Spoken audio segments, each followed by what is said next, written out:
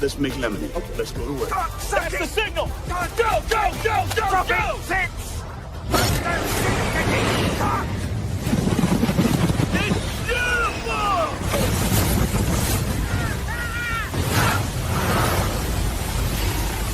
Mother Nature just pissed her pants, dude! Wake up and hit the ground running. It's The Rush, presented by Willis Auto, with Travis Justice and Ross Peterson bringing you raw, unfiltered, and unapologetic talk about sports, life, and everything else that matters. No filtered, no fluff, just The Rush.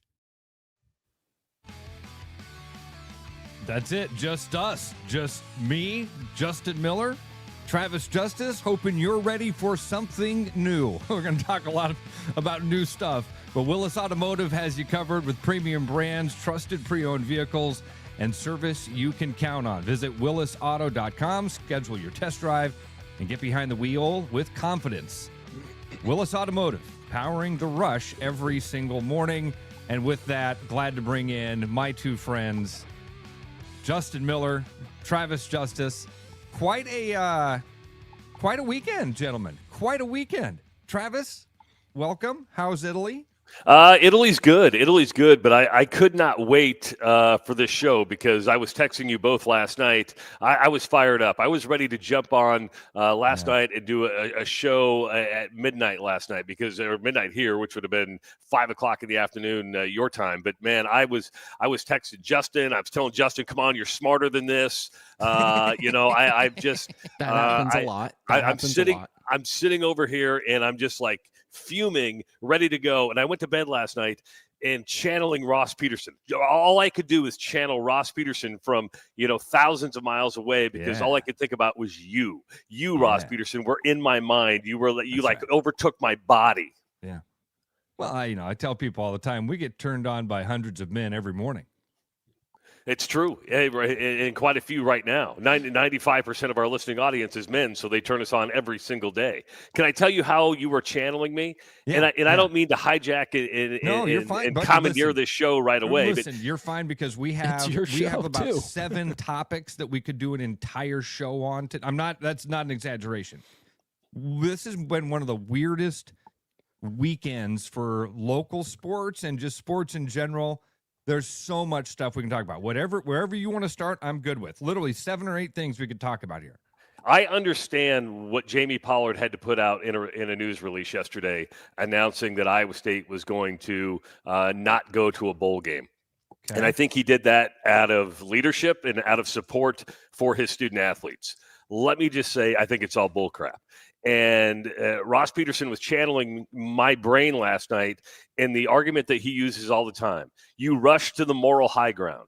They rush to the moral high ground by saying, after getting together and saying, boy, we may not have enough healthy players to play. We are therefore not going to play in a bowl game. That right away is the moral high ground. I'm going to ask you two right now, if Matt Campbell was still the coach at Iowa State, would Iowa State be playing in a bowl game? 1,000%, yes. 1,000%.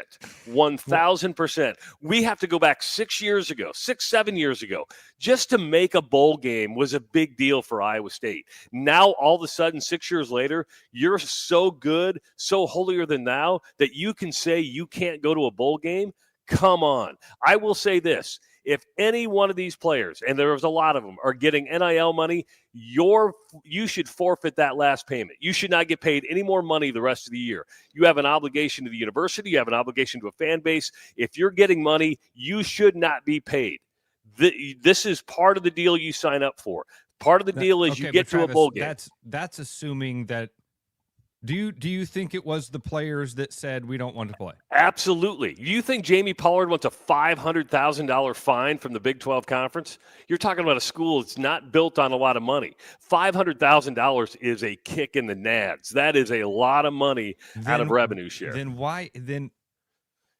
Because you have players now who say they may not be healthy enough. No, they don't want to risk injury to go into the transfer portal. These guys now are exploring their options. They're like, we're not going to play because we're going to get into the transfer portal. We're out of here. Or at least we're going to listen to what the new coach has to say, but it doesn't matter. We're not going to risk anything. They have let enough guys on that roster that would have said that you could feel. I mean, dude, teams cash in bowl games all the time when it comes to Like, there's not enough guys that there's no way to say the things we're going to say without, because I hate being rude to guys like Jamie Pollard, and we're going to talk a lot about Jamie today, I think. But in my mind, why don't the adults in the room? In my opinion, the decision was made that I thought what you're going to say is they're kind of using the players as the scapegoat. No, I think that the players did say we don't want to play. Absolutely. There's no way an athletic director would say we're not going to play in a bowl game. Couldn't the athletic director say tough? Yeah, and every one of those players could say we're not going to play. That's a good point. You remember Florida State goes unbeaten. That's a good point. And all those players said, well, we're entering the transfer portal. At least Florida State played in a bowl game, got their ass kicked, but they played with absolutely third-string players when they did. It just blows my mind away that these guys would walk away from a season. So, and I'm going to sound a bit hypocritical here. It validates the point that we've been making for several years now that bowl games are absolutely worthless. They're absolutely worthless. Well, we saw that on great display this weekend. Yes. But don't ever sell me the fact. I never want to hear another team, especially Iowa State, Kansas State, Baylor. Don't ever tell me that bowl games are important because you need more practices, because you get 20 extra days of practice. It doesn't fly anymore. If you're willing to walk away from this, don't talk about development, because if you want to talk about players that could, what about the players that could develop and become, first or second teamers next year that are on the third team now? Isn't that development where they could get playing time? I don't want to hear the excuses about bowl games like, oh, it's a great opportunity to get extra practice, because if that was the case, you'd be playing in this. This is a selfish deed in my book, and you can call me on the carpet for it. I don't care. I just think they let a fan base down. They let their university down. They let their athletic department down. And it's costing the athletic department a lot of money. It's the system we live in now. Do I wish bowl games would go away? 100%. And now give me a 24-team playoff. Everybody's like, that's too many teams. No, it's not. If FCS can do 24 teams, if Division II does, 36 teams, I think, or is it 24? You can do 24 teams in Division I and make this a much better system. Get rid of these bowl games so we don't run into this fiasco anymore. But it's the system we play in right now. And the fact that Iowa State, Kansas State, Baylor, and Notre Dame have walked away from this thing, just totally, these schools, they don't have my respect anymore. I'm serious. It is very, very, very disheartening. See, this is why it's nice to have Travis in Italy, because it's like, 1 in the afternoon? Yeah, it's 1 o'clock in the afternoon. He's fired up. I am fired up. This is Dude, noon, Travis. This is I was Travis fired I up get phone last calls from. I was fired up last night. I really was. When I saw this and I saw the release where, because of possible injuries, we're not going to be healthy. I'm like, Ross just channeled moral high ground. You went straight to the high ground because no fan base is going to, well, yeah. It's kind of like with Matt Campbell. They went right to the moral high ground with Matt Campbell, meaning he and Jamie Pollard was right when he says Matt Campbell owns Iowa State nothing. But then what did they use as an excuse? He can be closer to family. And then you hear the fan base go, look what he's sacrificed. I got news for everybody. That's what you sign up for when you're a coach. You sign up to be away from your family. Your family knows it. Everybody knows it. That's why you make $5, now $10 million a year. There are sacrifices that have to be given. Do you think Matt Campbell's going to be any closer to his family now that he's at Penn State? Hell no. He's going to work 3 times as hard as he did at Iowa State because he had his systems in place. He's going to have to work even harder and longer at Penn State. He's going to be away from his family even more now. And don't give me the proximity to what they are. You're a private jet ride away, unless you had access to a private jet. You went to the moral high ground. You use family. Everybody goes, yep, I totally get it. Look what they sacrificed. You sign up for that. Go ask Hendo at Drake. Go ask anybody, any coach at any Division I level. Look at Otzelberger. Bounced around. Absolutely. That's what you sign up for when you do this stuff. I don't feel sorry for you. You are compensated in a very, very high manner. And the expectation is there. If you don't want to do it, then don't do it. But, Joe Moglia, who's the former president and CEO of TD Ameritrade, now Schwab, went on to be the head coach at Coastal Carolina. I went to listen to him speak one time. And, a coach asked him about work-life balance. And Joe goes, there is no such thing. If you want to make $1 bazillion, you're going to have to miss a soccer game. you're going to have to miss an anniversary. You're going to have to miss a Halloween. Don't ever confuse work-life balance with making millions and millions of dollars. It does not exist. Sorry. All right, let's take a phone call. Okay. Because you should have known we'd get one. You thought Travis was fired up. Who knows what's going to happen here? Derek is calling in from I New was Sharon waiting for this one. for a Monday morning here at 6:10. The forklift's taking a break so he can give us his take. What's up, buddy? Well, I can't blame Matt Campbell for leaving. I wish him nothing but the best. I've had my best years with him under Iowa State. I don't agree with Pollard not having a search, but he released a statement last night. It was a player's decision. My guess is because, yeah, you could have played with third stringers, but it probably cost us $500,000 to go to this crap bowl game anyway. Second of all, how about my Iowa State clothes going on the road to West Lafayette, smoking them Purdue Boilermakers in front of the legend Gene Katie? I couldn't be happier about that. I don't know about this new coach. We've had several coaches that don't work. I don't know. He's a young guy. I don't know. I'm not that upset about it. If you're keeping score at home, Uncle Derek Kitty's told you he did not want the Penn State job open 2.5 months ago, and guess what happened? Yeah. Derek, with how quickly Jamie Pollard turned this around with Jimmy Rogers, what do you think that and I want to ask Travis the same question as well. Justin and I kind of talked about it before we came on the air. How long ago does that mean this was in place? Because obviously Matt Campbell doesn't call Jamie Pollard. Jamie Pollard picks up the phone and gets Jimmy Rogers all in the same day. So Travis, how long ago do you think Matt Campbell actually had this job from Penn State? Well, I don't think I think it developed a lot like we heard, but I also think that Jamie Pollard's a smart enough athletic director to where he had his names of coaches. He knew who he wanted, and he talked about how Jimmy Rogers had asked him before, "How do I get to be the head coach at Iowa State?" And he said, "You got to get some more experience under your belt." And once he went to Washington State, he got that experience at a Division I program, walked away from that team as they were going to a bowl game. If you think Washington State fans are happy with Jimmy Rogers right now, you should see some of the posts about him. They are not. And if he ever walks away from Iowa State, don't be mad at him, because you're getting a coach just literally walked in within 5 minutes, said, "Hey guys, I'm gone," to a team he took to a bowl game in his very first year. But Ross, and by the way, I don't fault Jamie Pollard for not having a coaching search. That's either do I. Derek, that's leadership. That's a cop out. Yeah. Coaching searches are a cop out. I love that Jamie Pollard has always said, "I've got a list of dudes in my drawer. If the phone call happens, I'm ready to go." Now, but Travis, I just didn't know with how quickly. It was like hours. It was minutes. I mean, when he came out and announced that Matt Campbell was leaving, he said Jimmy Rogers is our new head coach. I was like, damn, I respect that. I really do. I was like, you knew who you wanted, you went and got him, and you made the offer and you made it work. I respect it.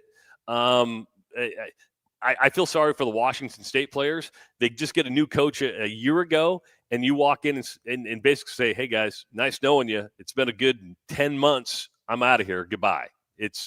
It's crazy, but I think, Ross, soon as Matt Campbell said, "Hey, I'm going to go listen to him," and even Jamie said it. He goes, "Hey, if you're going to talk to Penn State, I have to run a bilateral thing here, meaning I've got to go look for a coach while you're negotiating, because if this doesn't work out, or if this does work out, I've got to have something ready to go." And I respect that. So you think a week?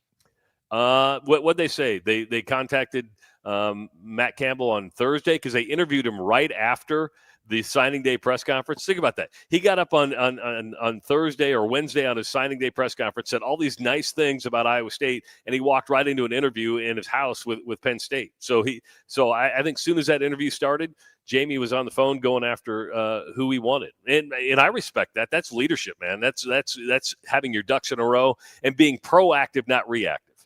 Right? In a big part of leadership, you have to be proactive. You cannot be reactive. And that's what I like about Jamie Pollard. Derek, thanks for the call, buddy. Have a great week, man. Hey, thank you, fellas. Bye, buddy. Well, I hope I didn't. Okay, we're good. Hope I didn't just block him. I mean, what do you guys think? I'm pretty passionate about this bowl game thing. And if I'm Brett Yormark at the Big 12 Conference, I'm saying, hey, as a member of this conference, as somebody who's getting payouts that go into the millions and millions of dollars, you have an obligation to represent the conference and fulfill your contractual obligations. That's why they're getting fined so heavy. And listen, I know I'm picking on Iowa State here because they're the local team. Kansas State, same thing. Baylor, same thing. What are you doing here? You are a member of the Big 12 Conference. Unless you can absolutely prove that you cannot field a team, you are contractually obligated to fulfill your obligation. My biggest thing is, I think it's extremely weak to skip this bowl game because, like you said, Trav, look back to 2017 when Iowa State won this bowl game. They're ditching. They were ready to have a parade in Ames. It was awesome. But now you're too good for it. I think it's extremely weak. I also think it's such a bad look because what happens in a couple of months is you're going to have Pollard or someone come up and be like, hey, we have this new coach. He needs a roster. We need some NIL help. We need some funding from our donors, from our fans. And if I'm a fan, if I'm a donor, I'm like, screw that. You just pulled $500,000 out like it was nothing. You're paying this debt or this fine like it's nothing, and now you're asking me for more money? I think that's the biggest thing I got fired up about if I was a fan, if I was a donor. You're paying someone to not play the game. This is why I think, like, did you see Williams' reaction to this thing by the chance? Either one of you guys? Yeah. Very emotional. All right. And Chris cried on camera talking. This is the $500,000 for the bowl game. That's a chunk of change for this athletic department that you weren't expecting to have. Why are they backing out of the bowl game? It's not injured players. Like, Travis, you nailed it. You had the best question. The very first question is the best one. If Matt Campbell were still the coach of this team, would Iowa State be going to a bowl game? You're damn right they would. You're damn right they would. That's the change that led this to know. So if the players from that one change said, we're not playing in this bowl game anymore, well, then that probably means a lot of them are looking outside of the program, right? And a lot of them are saying, we're not giving anything more to this because we're done with it. You got to pay a new coach. Justin, you're right. A lot of fans, a lot of donors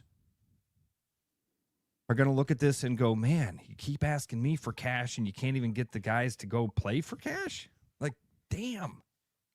And I'm going to quit giving money there to a program that was already teetering on a financial brink, it seemed like. This is huge. It is massive. Now, Captain Kirk said earlier in the chat, he goes, they're trying to disrupt the system. And I don't disagree with that. However, you know who's going to disrupt the system? Are the two conferences in charge. That's the Big Ten and the SEC.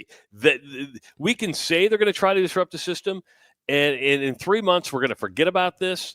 And unless they go to a 24-team playoff, the system is not going to be disrupted. If he says they're trying to disrupt the system, Travis, doesn't he just mean the bowl system in general? The bowl system. Yeah. And I'm okay with that. Two things can be true at the same time. Justin, you used that line last night in our group chat. Two things can be true at the same time.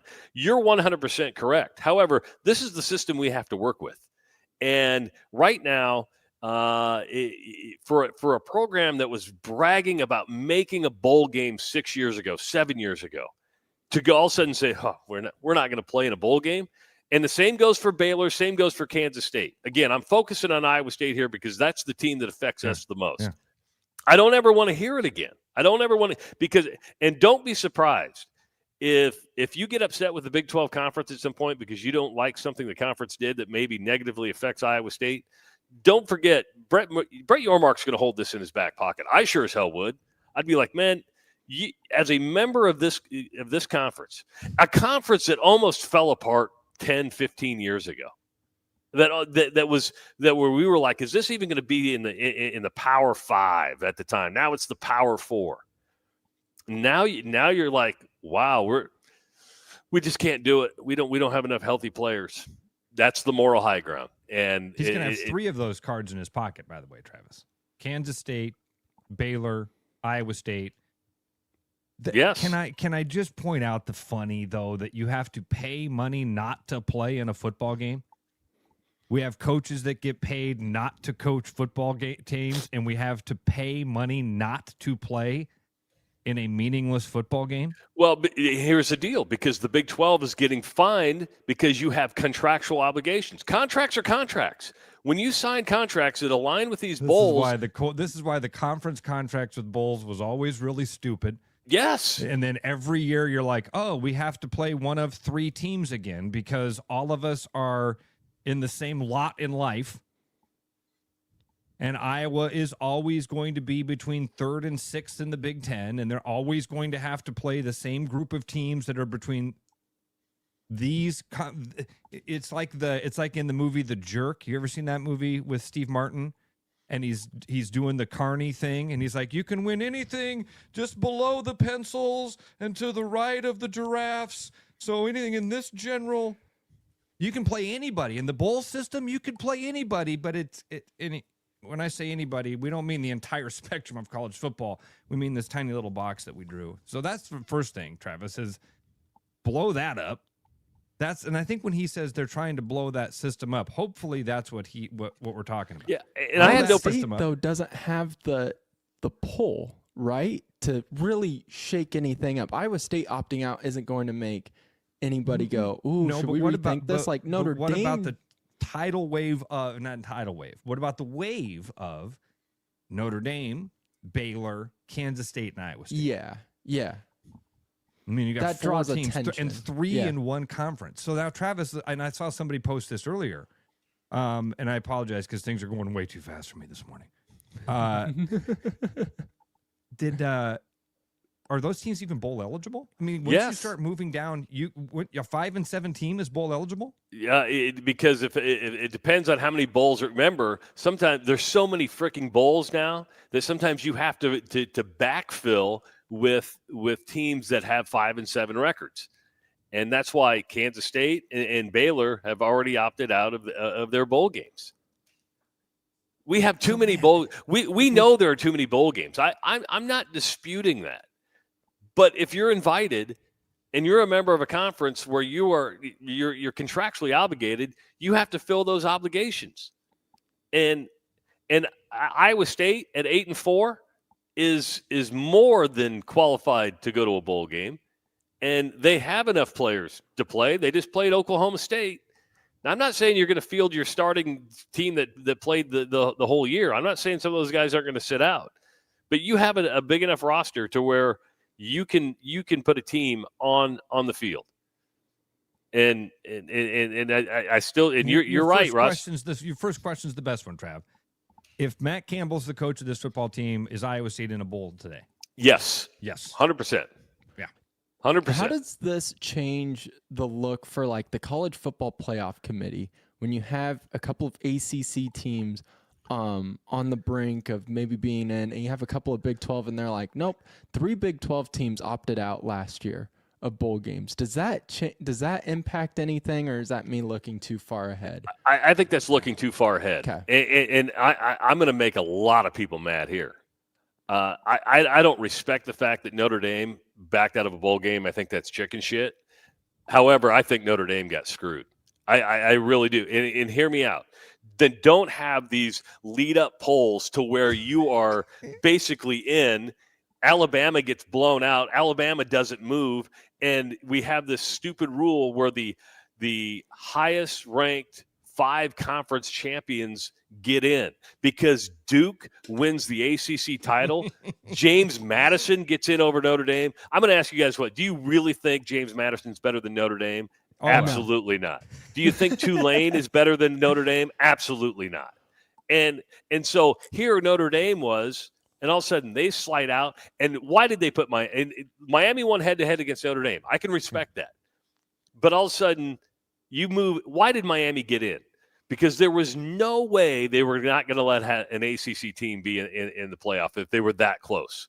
The ACC would have been left out. They weren't going to let that happen. Why is Alabama in? Why does Alabama not fall? Yeah, exactly. They can't punish Alabama. That was literally what they said in the thing. They're like, and they said it multiple times. Like, listen, you can't punish Alabama. And everybody was like, well, negative Notre Dame 3 yards were really impressive, guys.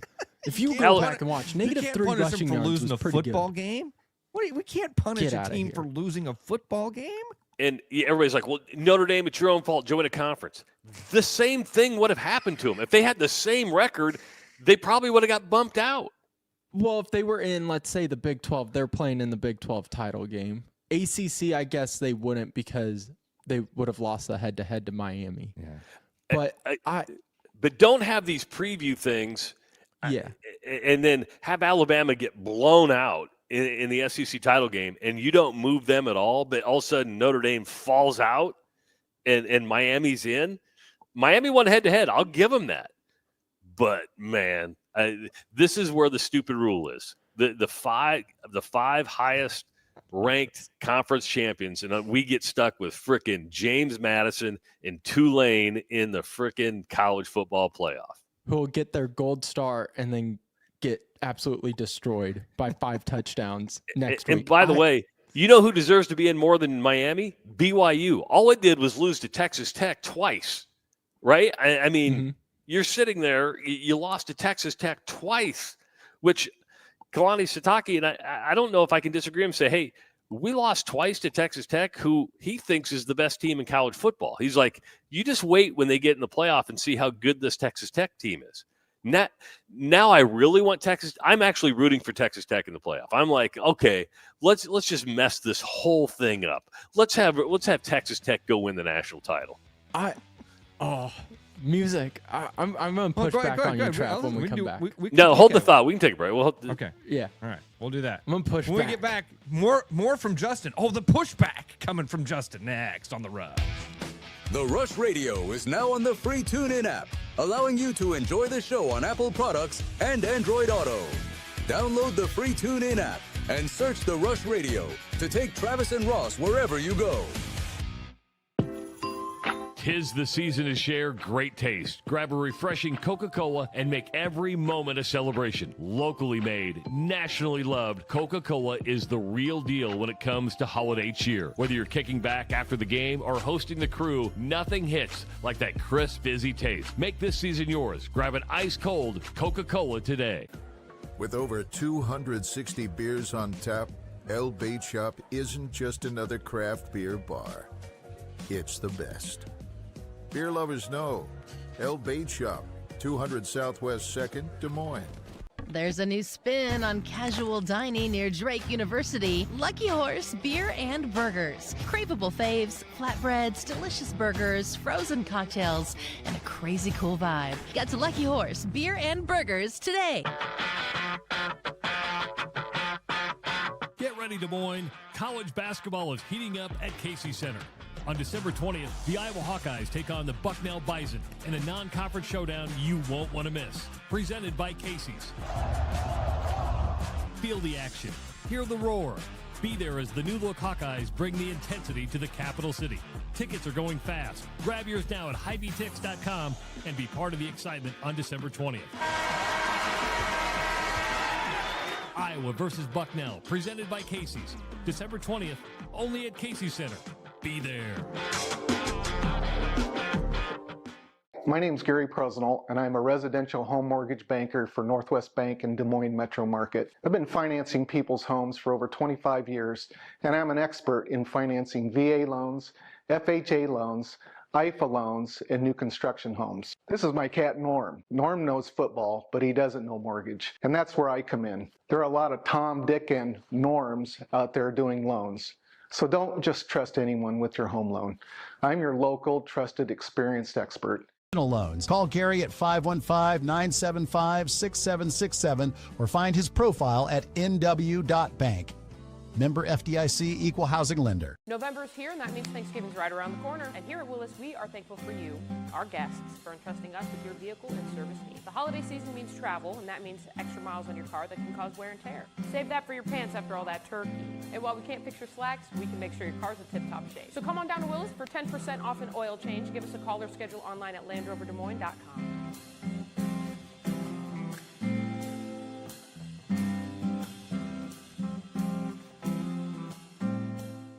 Hey, it's Noel from Fiscus Jewelers. This holiday season, give the gift of sparkle that lasts a lifetime. From our latest designs to timeless favorites, there's something for everyone on your list. Already have a Fiscus diamond? Bring it in and trade up with our 100% trade up program. It's the perfect way to shine a little brighter this year. And if you're dreaming up something custom, get your design started by December 1st for Christmas delivery. Let's make this season magical together. Fiscus Jewelers, your jeweler for life. Looking for the perfect golf escape? Experience Links Style Golf right here in Ames at Coldwater Golf Links. With rolling fairways, large greens, and unique routing, it's golf the way it's meant to be played.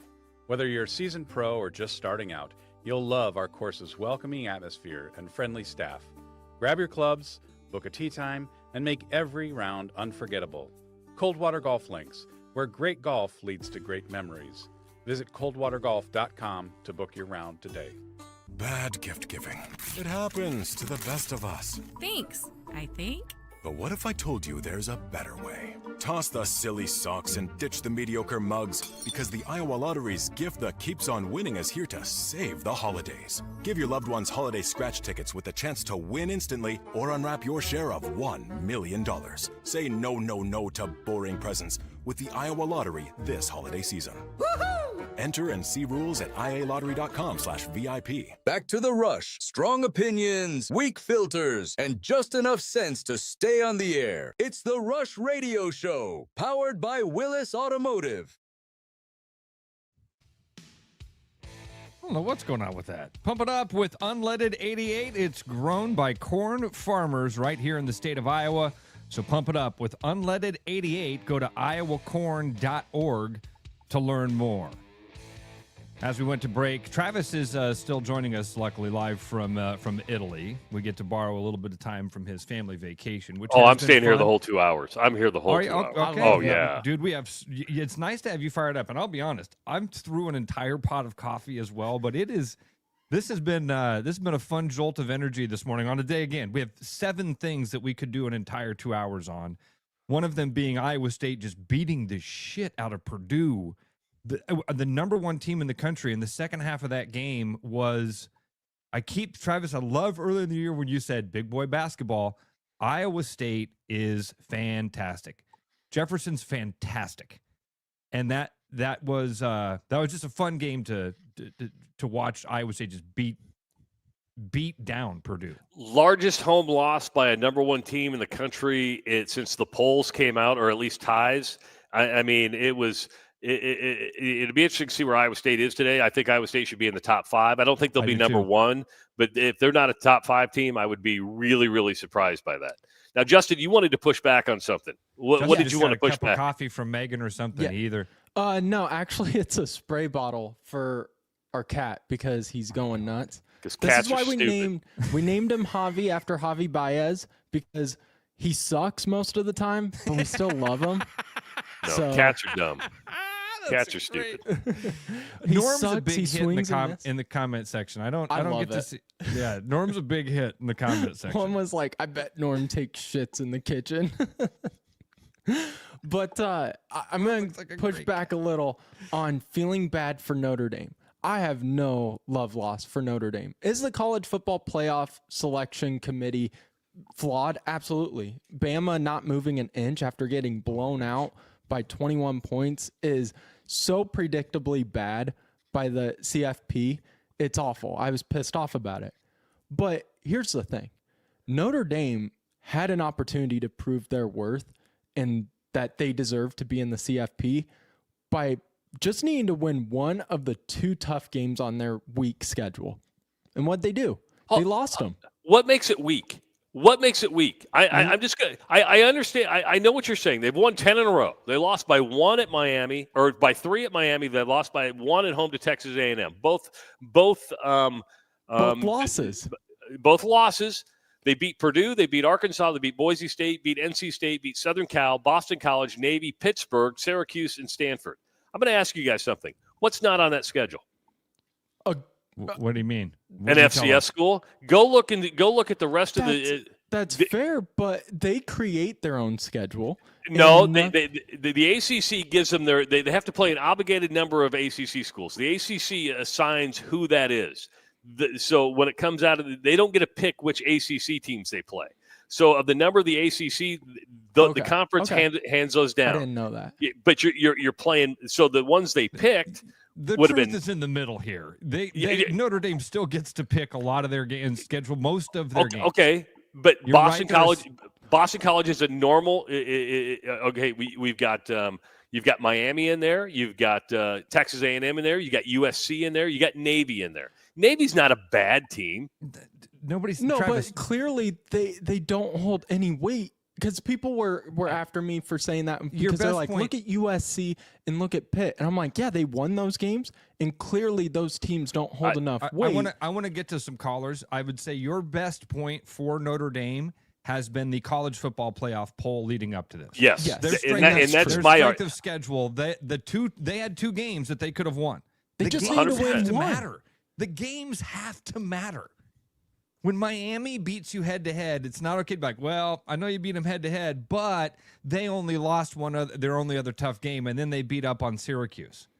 Let's get to some phone calls. We don't have the call screener's not working, but we'll get to a couple calls here right away. Thanks for calling into The Rush. What's your name? Are you there? Oh, sorry. You there now? Hello? Hello. Sir. What's your name? John in New Jersey. John, what's up, dude? Fire away. We got another caller, so we're going to have to be kind of quick this morning with you, but what do you want to share with us, buddy? Isn't this I'm going to do a contrarian take, and it's not going to be I'm not trying to be argumentative, but I am trying to prove a point. Is this the price of what we do when we reject tradition and embrace modernity? You're gonna have to get to the point. Is this what happens when we? Is this what happens when we think that there's enough money in college football that everyone's going to be happy with? We get a 12 or a 16 team college football playoff, and then teams that were historically the worst in college football history 20 years ago, one of the bottom 10 or 15 programs, is now 10 years later turning around and saying 8-4 isn't good enough for us. We're going to pay to not be in a bowl game because we know what's happening. The players voted, and then players are going to want to get into the transfer portal because Matt Campbell took a job, and those players are going to follow him, some of them to Penn State. Some of them. And what this is going to do is, unfortunately, it's going to tank or crater the Cyclone program, who's already on the brink of financial collapse because they're having to borrow so much money to compete in an NIL era. Meanwhile, in Iowa City, 8-4, let's go back to the Outback Bowl for the 8th time in 24 years. I mean, John, is there enough money for this to continue? All I see is we're building a bubble that's eventually going to crash. Amen to that. But we yes. thought that there was enough money to go around. So are we? Thought that there was enough money to go around, and now we're bitching about stuff that really, in the end, doesn't matter. We're playing by the rules that were created now because guys like you and Travis and me wanted a playoff, and now they're shifting the rules around in order to say, well, next year we'll get it right. What's different about this than what it was when they were tinkering with the BCS? At this point, I'd rather go back to the bowl system because I actually enjoyed college football and I knew who the players were.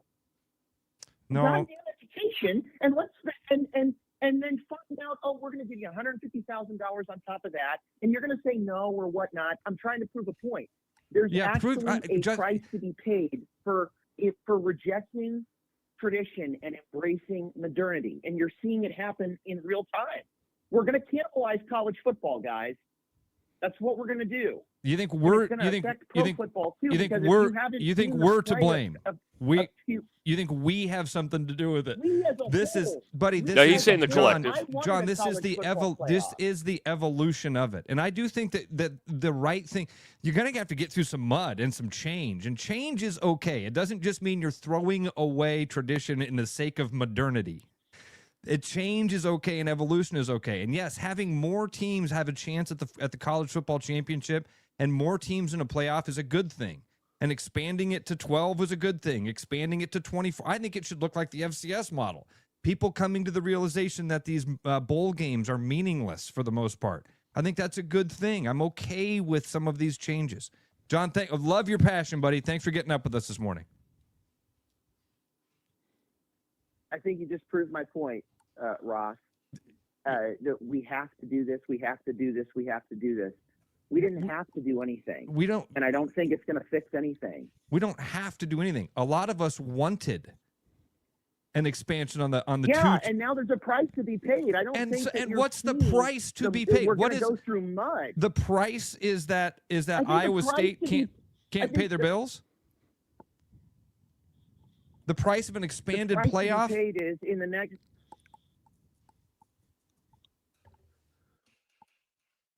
I tried to prove my point by saying, Ross, I'm not blaming you.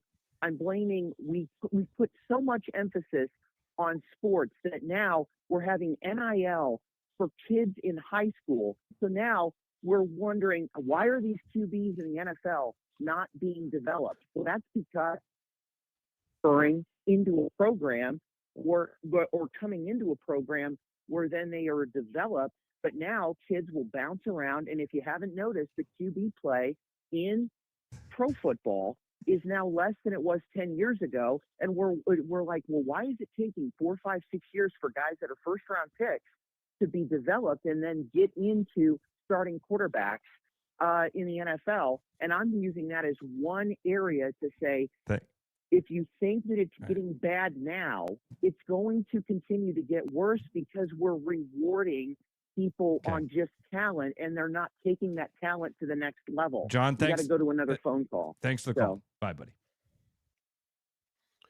Let's go back to what you were saying. We've got other calls too. But Okay. Yeah, Good. Well, I was just going to talk about Notre Dame, right? Am I upset that Notre Dame's out of the playoff? I'm not, because I don't have a dog in that fight. However, just put yourself, if I were Iowa State, were sitting in the same position on an at-large bid, and they got knocked out for not playing because Alabama lost, we'd be furious today. We'd be going off on the system. The Alabama argument's a whole other argument Yes. as well. I completely agree. And watching the college football playoff show last night or yesterday, Trav, it was glaring. I mean, they continually diverted from the Alabama conversation. Every time it got brought up, the talking point was literally, listen, you can't punish Alabama for losing a football game. All right, so now on to Notre Dame and how we can punish them for losing football games. Exactly. Well, it was wild.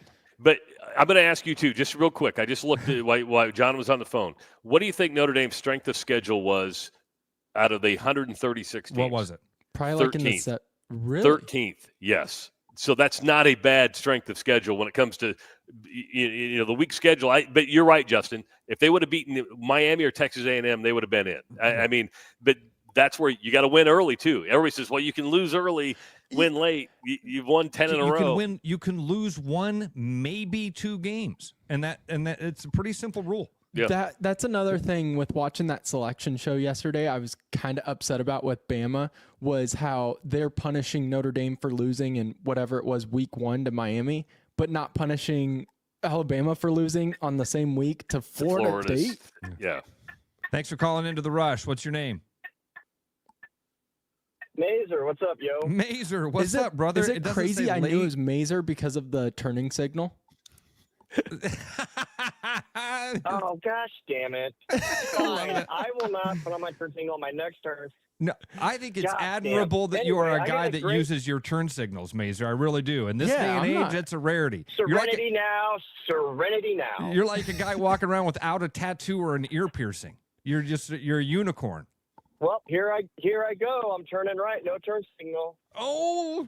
Anyhow, I got You a hear a great crash. I got a great Phil Collins song stuck in my head called No Bull, No Bull. So let me get this straight. It cost you $4 million to buy out a coach who was already wheels up on his way here when you let the guy go who you hitched your wagon to build this Cyclone district that's been delayed 3 times. You can't fill it, so you try to sell $3 million condos. That's not working. You're losing on a chance to go make an easy $5 million just by showing your ass up, and you're not doing it.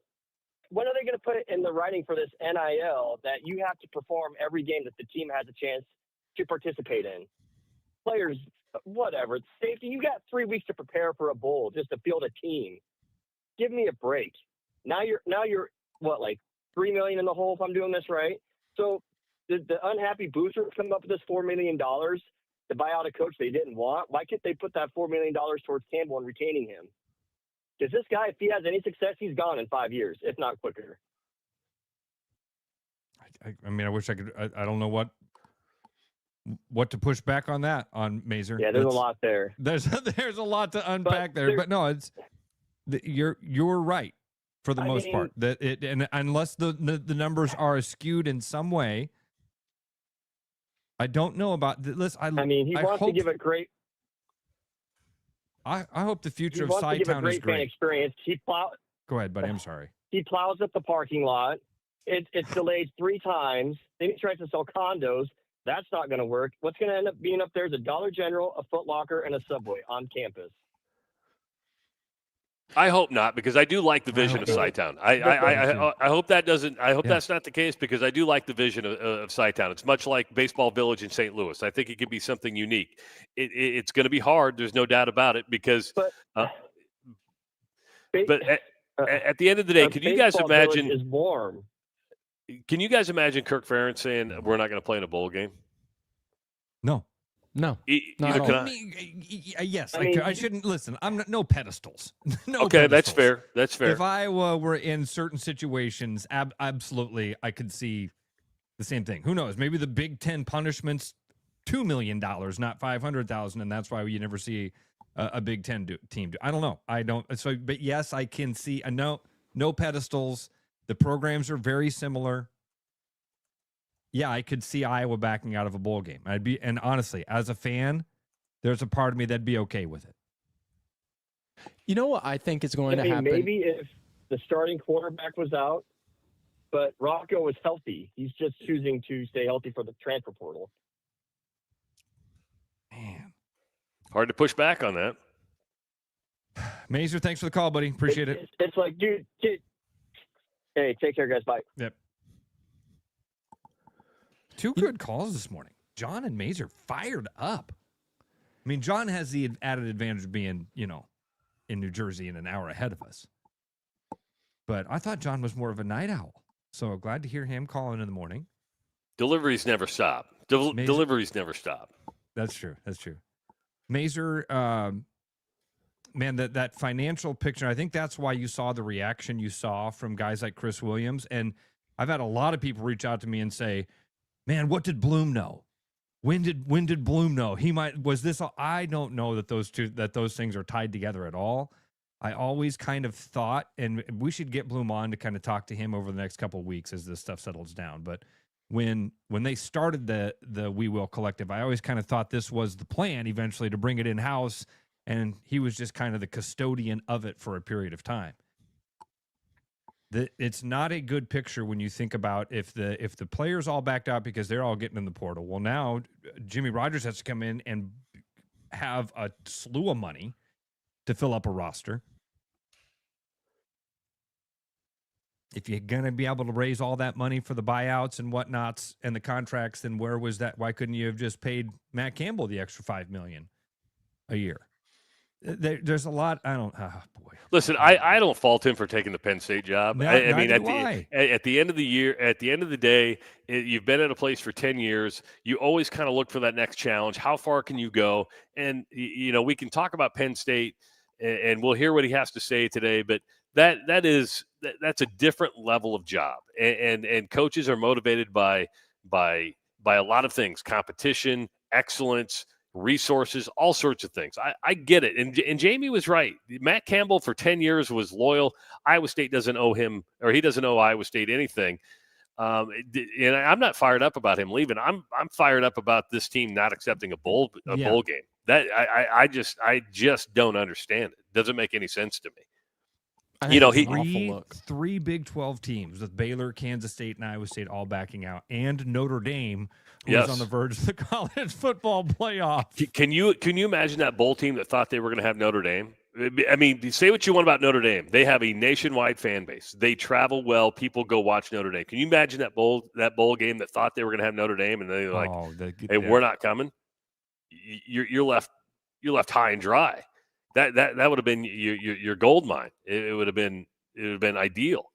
He brought up. We've talked about these guys, and I said it in the first segment about if you're an Iowa State player and you've opted out of this bowl game, you're not entitled to any remaining NIL money that you have left.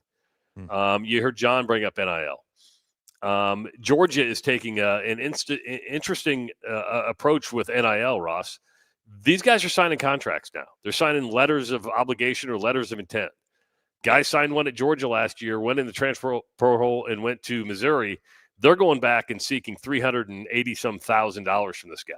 I have no problem with this. If you want paid, you don't get your cake and eat it too. You don't get to go, well, I'm gonna get paid here, but if I'm gonna get paid more over here, no. Once you sign that deal, that's a contract, man. That is a contract. And if you want paid, if you want what goes with the obligation, you have to live up to your obligation. I have no problem with Georgia going, we're going to recoup damages. Yes, you only got $30,000, but you cost us a lot more than that. And I have no problem with institutions going back and going, guess what? You signed a contract. You signed a letter of intent.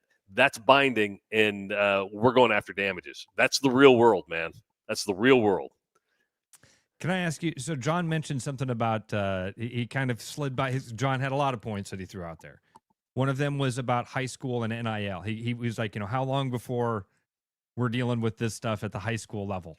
It's happening. Happened in California, and a guy actually got in trouble for it, or he basically was a supporter of a private school and started to use NIL, started to entice kids and their families to transfer to that school and used monetary rewards for it. And that's against the law. And not against the law. I think he's just, I remember I don't think if he's in trouble with the law or if they just found out about it and people are disappointed in him. Why is that illegal? Why is that wrong? Why is it wrong? Why is it morally wrong to entice somebody to come play high school sports, but it's not morally wrong to entice somebody to come play college sports? I don't think it's morally wrong. It's just because it's against the rules today. In 5 years, we'll look back and be like, oh, they were just doing something that is on paper now. Just like in college. I see, everybody likes to throw Dowling in there. Well, Dowling's been doing it for years. Ever since open enrollment, if you don't think kids have been enticed to go play at different schools, and you can say Dowling's the offensive one here, it's not. Every major public school with open enrollment is going after and recruiting kids today. Happens in every state that there's open enrollment. It does. Travis, for not many years ago, East High had an incredibly dominant girls basketball team. A couple years ago, North was one of the best basketball teams North went through a period of time where they were one of the best boys basketball teams in the state. Can I throw something up real quick? Southeast Polk is an amazing football program and wrestling program. Go ahead. So are you okay with coaches signing and leaving schools, but a young athlete does it and it's not okay? Come on, Homer. It's not being a Homer. What? Because if your coach leaves, you have the out. Once your coach leaves, to me, your NIL deal is null and void. If a coach leaves, I think a player should be able to leave without any obligation. I'm not saying that. Coach didn't leave Georgia. Coach didn't leave Missouri. Okay? We're talking about two different things here. These guys at Iowa State have no problem, but you do have to finish the season. You've started the season. You're getting paid for a full season. If they want to leave after this season because their coach left, I have no problem about it. That's not being a homer. That's just fulfilling your obligation as a player. If a coach leaves, you have every right to leave, but you do have to finish your obligation. And this situation with this kid this is a different deal. There's something else happening. This is why we haven't seen these become rampant. The lawsuits against the players. This one's, there's going to be bad actors. There's going to be bad actors on all sides of the equation. And I think that's just one of the places that this ended up. Man, Trav, you just had something that I was going to share, and now my brain is gone. About NIL? What's it? I'm sure it was something with NIL, something with money upsetting me. No, when we get this 7 o'clock hour, I do want to talk a little bit about basketball this weekend because a couple of I'm not sure if you got a chance to see, Travis, any basketball this weekend. Iowa State, really good first half, really competitive first half against Purdue, exactly what we all signed up for Saturday morning.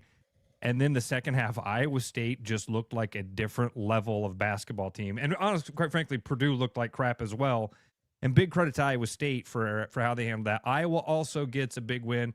We'll talk some hoops next here on The Rush, here on therushradio.com. The Rush Radio is now on the free TuneIn app, allowing you to enjoy the show on Apple products and Android Auto. Download the free TuneIn app and search The Rush Radio to take Travis and Ross wherever you go. Your house wasn't built for bats, birds, or raccoons, but try telling them that. At Bats and Bugs Pest Solutions, we've been helping Iowans take back their homes for over 20 years. We use cost-effective, eco-friendly methods to solve wildlife and pest problems the right way. Whether it's bats in your attic, birds in the vents, raccoons in your chimney, or moles in your yard, we have long-term solutions. Call Bats and Bugs Pest Solutions today at 515-218-3400, and let's make sure your home doesn't become their home. There's more Iowa in the Iowa Tap Room than you may realize. Housed in a building nearly as old as Iowa itself, the Iowa Tap Room greets you with a harvest of 120 Iowa craft beers on tap from all corners of the state. And the food doesn't get much more Iowa than this. The Iowa Tap Room, all Iowa beer, one amazing place.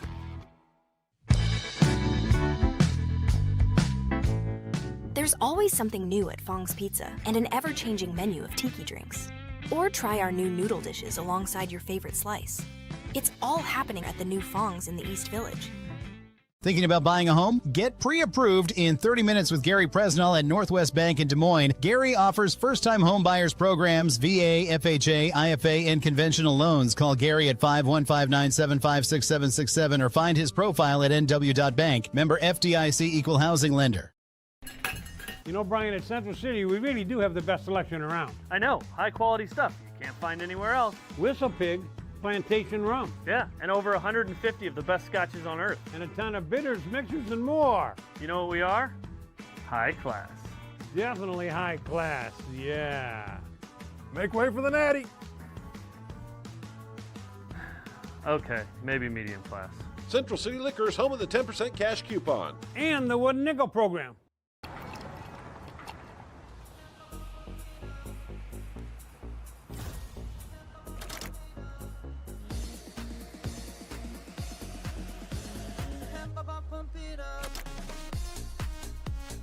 A fuel choice that even rivals can agree on?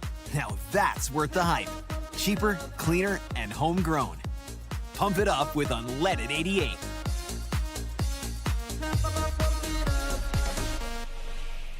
Hi, I'm John Linares with Willis Lexus, and this November, we're starting early. We are starting our December to Remember sales event today. First off, I want to highlight a special lease on 2026 NX Gas. It's $409 per month with $49.99 due at signing. Or you can take advantage of rates as low as 2.49 for 48 months or 3.49 for 60 months on IS model, all ES models, NX Gas, RX Gas, and TX Gas, and as an added bonus on 2026 RX Gas, NX, and TX Gas models. I invite you to stop in and take a new Lexus for a test drive, or visit us online at willislexus.com where you'll find some special offers. Bad gift giving. It happens to the best of us. Thanks, I think. But what if I told you there's a better way? Toss the silly socks and ditch the mediocre mugs, because the Iowa Lottery's gift that keeps on winning is here to save the holidays. Give your loved ones holiday scratch tickets with the chance to win instantly or unwrap your share of $1 million. Say no, no, no to boring presents with the Iowa Lottery this holiday season. Woohoo! Enter and see rules at ialottery.com/VIP. For the holidays, bring real taste to the table with Gold Peak Real Brewed Tea. Made with real tea leaves and real cane sugar, Gold Peak delivers a golden, brewed for taste flavor that makes every moment more meaningful. Whether you're gathering with family or friends, celebrate the moments that matter the most, because real connections deserve real refreshment. For your upcoming holiday celebrations, choose Gold Peak Tea and bring real taste to the table. Like a rash you thought was gone. Travis and Ross aren't contagious, but they are addictive. It's the Rush Radio Show, powered by Willis Automotive. Rush listeners, are you ready to drive something extraordinary? At Willis Automotive in Des Moines, they treat you like family. Guest-level service, flexible financing, and the perfect ride waiting for you. So come to 2121 Northwest 100th Street. Check out their new and pre-owned lineup and get and experience the Willis difference today. Justin Miller's filling in for Travis Justice while he's gone. He's not gone. He's in Italy. Joining us this morning with a lot of passion and fire and that noon energy, that big noon energy. We really needed that today. We have a couple of callers that have called in, Chad and Jim, so let's get to their calls. And you can, of course, join us as well at 515-517-2303. Chad's going to get us started here in the 7 o'clock hour. Chad, thanks a lot for calling into The Rush. How you doing this morning? Whoops. Hey, guys. Good morning.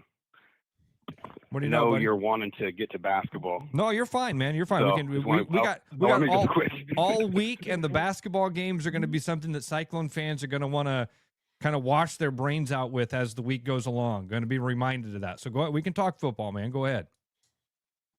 Yeah, so third is going to be exciting too.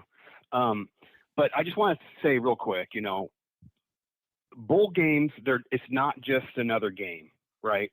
You get a lot more, you get practices to develop your players. You're developing momentum for next year. And it's a reward, not only for coaches, for players, for fans as well, in college football, I hear a lot from coaches. It's more than just playing football. It's about developing good men. It's and saying no to a bowl game is contradictory to all of that stuff. You're that really. Where's the personal responsibility? Where's the keeping commitments? My son is a swimmer. He doesn't want to go to practice a lot. He's coming to tell me, I don't want to go. It's my job as a parent to say, yes, you're going to go today. You're going to go. You've made this commitment. You're going to go to practice, even though you don't like it, that type of thing. Where is Pollard stepping in and saying, hey, players, I know you don't want to play this, but you're going to play. Or Notre Dame, same thing. You're going to play because this is how you become good men. You keep your commitments. You have a commitment to go to this bowl game. So I don't know why people aren't hammering the schools for that. They need to develop good people. Chad, hold on real quick. And I don't disagree with anything that you are saying. However, you got to put yourself in Jamie Pollard's shoes.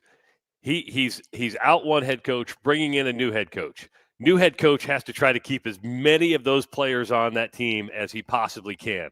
And basically, this is about leverage. Players at this point have leverage because if you don't agree with what they're saying, you could lose 100% of your roster, and then you are really, really screwed. Now, 100% is an exaggeration because not everybody's going to be, not going to land a spot. But you want to try to hold on to as many of your key players as you can. And if you say, "Hey, sorry guys, you don't get to do this," they can walk out the door as fast as they can. You got to give Jimmy Rodgers a chance to at least re-recruit these guys. And you're thinking, if I have to go along with this. Unfortunately, it's about leverage. You bring up fans. How about cheer squad? How about band? I know we can kind of make fun of those guys, but that's an experience for those people who've put in lots of hours, 4 years of time. Yes. Exactly. Oh man, that senior year bowl trip or whatever that is. I've never experienced it, so I don't know. I'm with you though, Travis. I think Chad, it's a good point. Like, it's more than this would have been a situation to explain.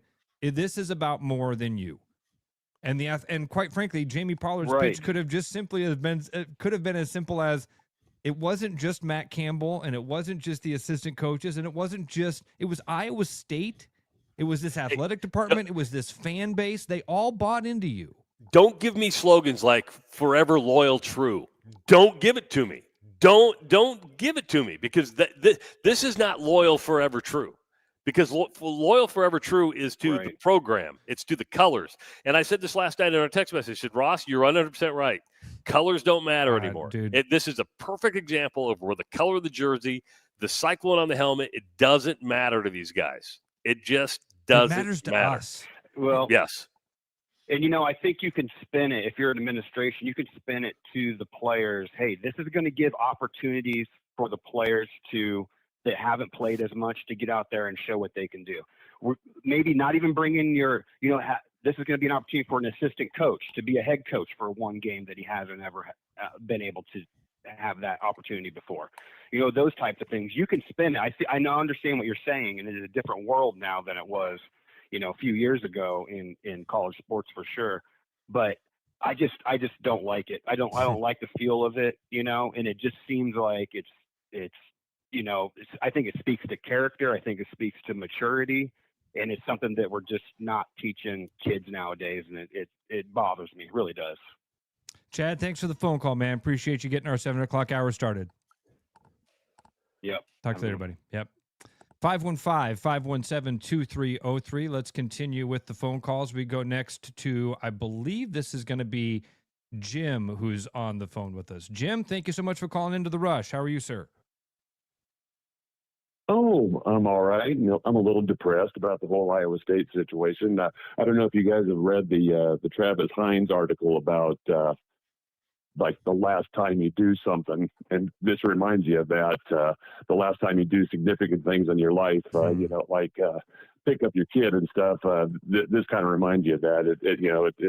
It's more than just football, but it's a really good article. I recommend it. But hey, I just wanted to clarify something real quick. I'm going to be a little bit all over the place. I'll try to make it quick, but yeah, Baylor didn't really opt out of a bowl. They were one of several 5 and 7 teams that were offered a chance to play in the Birmingham Bowl against Georgia Southern, and a lot of 5 and 7 Power 4 type teams didn't accept the invitation. So it's a little bit different. So they won't have to pay the $500,000 that Iowa State did then.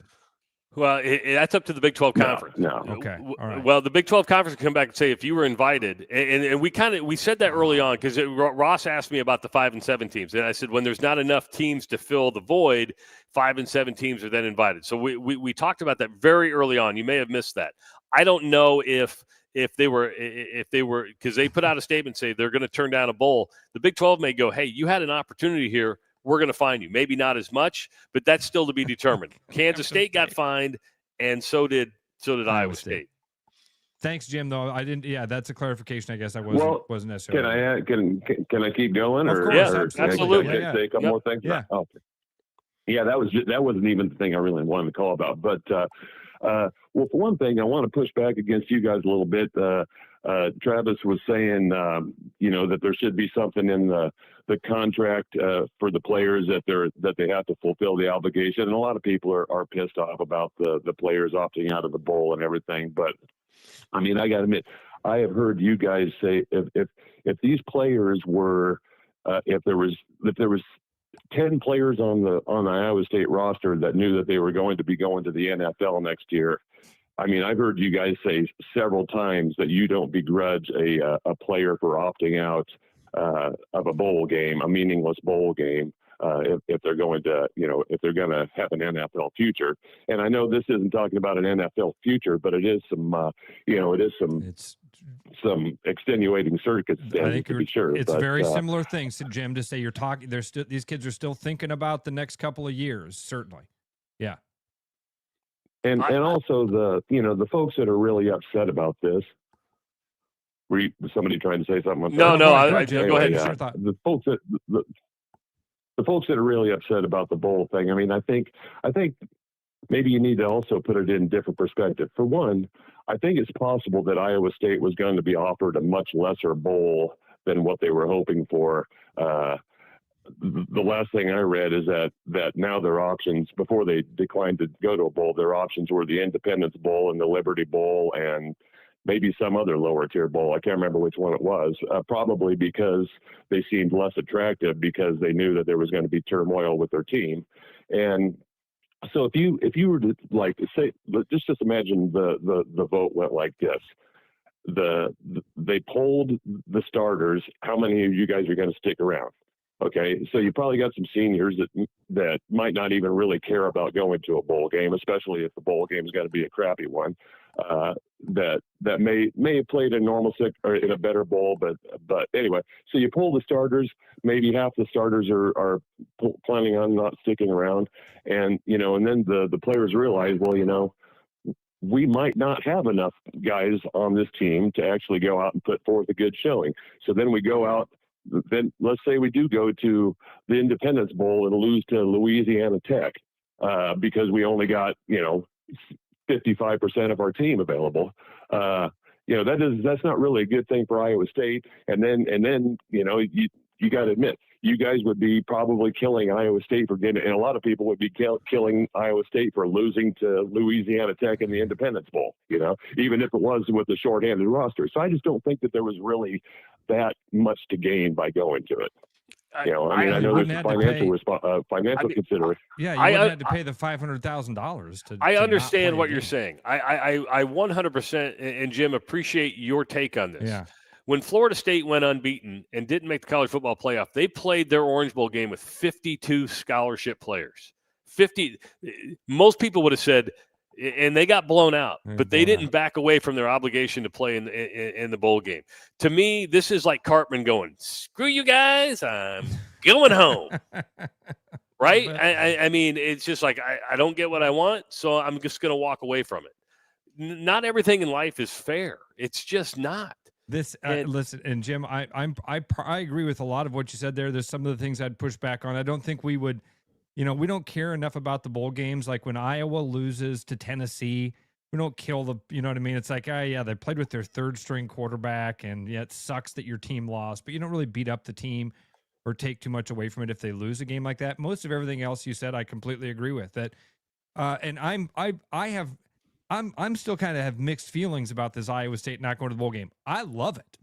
The part of me that loves the chaos and hates these bowl systems and has been screaming for years about how worthless they are and pointless they are. I love it that you've got 4 universities that have stood up and said, we don't even care. Because I've been saying for years, the extra practice time, that was bullshit. That was bullshit. This thing of we get to get prepared for next year. No, because you even have spring practice. And like we just saw, you can miss spring practice and still join the team, and as long as you're talented. So I think I like the fact that there are a lot of teams that are standing up and saying, all right, enough of this charade. We don't need this. We don't need this. We don't need this exhibition game where we could potentially get hurt. And like you just said, Jim, probably affect our chances of getting a scholarship at Penn State next year. Man. Somebody Thanks, put Jim. in here. Appreciate the call. Somebody put travel and hotel for a bowl game for 100 players would have cost $500,000 anyway. Okay, hold on for a second. You're not wrong in that. But what do you get when you go to a bowl game? You get paid. That's part of this is $500,000 from the ledger, man. You would have had $1 million plus to work from the ledger with, and so either you, depending on the bowl game, you break even, maybe lose 100,000, maybe make 100,000. So don't justify it by going, oh, it would have cost 500,000 anyway. Yeah, but you would have been getting that money because you'd have been getting paid to go to the bowl game. Let's talk to Tony from Bondurant. Tony, thanks for calling into the Rush here on therushradio.com. How are you, sir? Whoa. I'm fine. Tony's in a wind tunnel. Thank you. Hey. There he is. Gotcha. Why would you want the old coaching staff to hang around and continue to coach these guys when the players know these guys are gone? You're giving them 3 weeks of just open recruiting to go with them wherever they end up. Oh, no. Staff is hamstrung by this. Yeah, no. I don't think that you would have the. So the new staff can't put. Yeah, the new staff can't put together a program in 3 weeks to coach a bowl game. I mean, what the hell are they going to do to put together a strategy? They don't know what these guys are all about. But you can give them 3 weeks to try to recruit and not have the pressure of a bowl game. Meanwhile, you don't have guys like Mauser and Haycock who are going to leave in their ear about, hey, this might not work out here. You better come with us.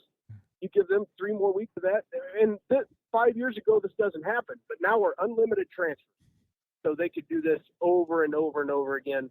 I think it's smart by Pollard just to say, hey, he probably shouldn't have said this was just a player decision. Exactly right. I think that's probably continuing. I think the new coach probably had something to say about this, and they probably knew they weren't going to retain most of the staff from the old regime, and they're like, hey, screw it. Just so should Tulane back out of the college football playoff then?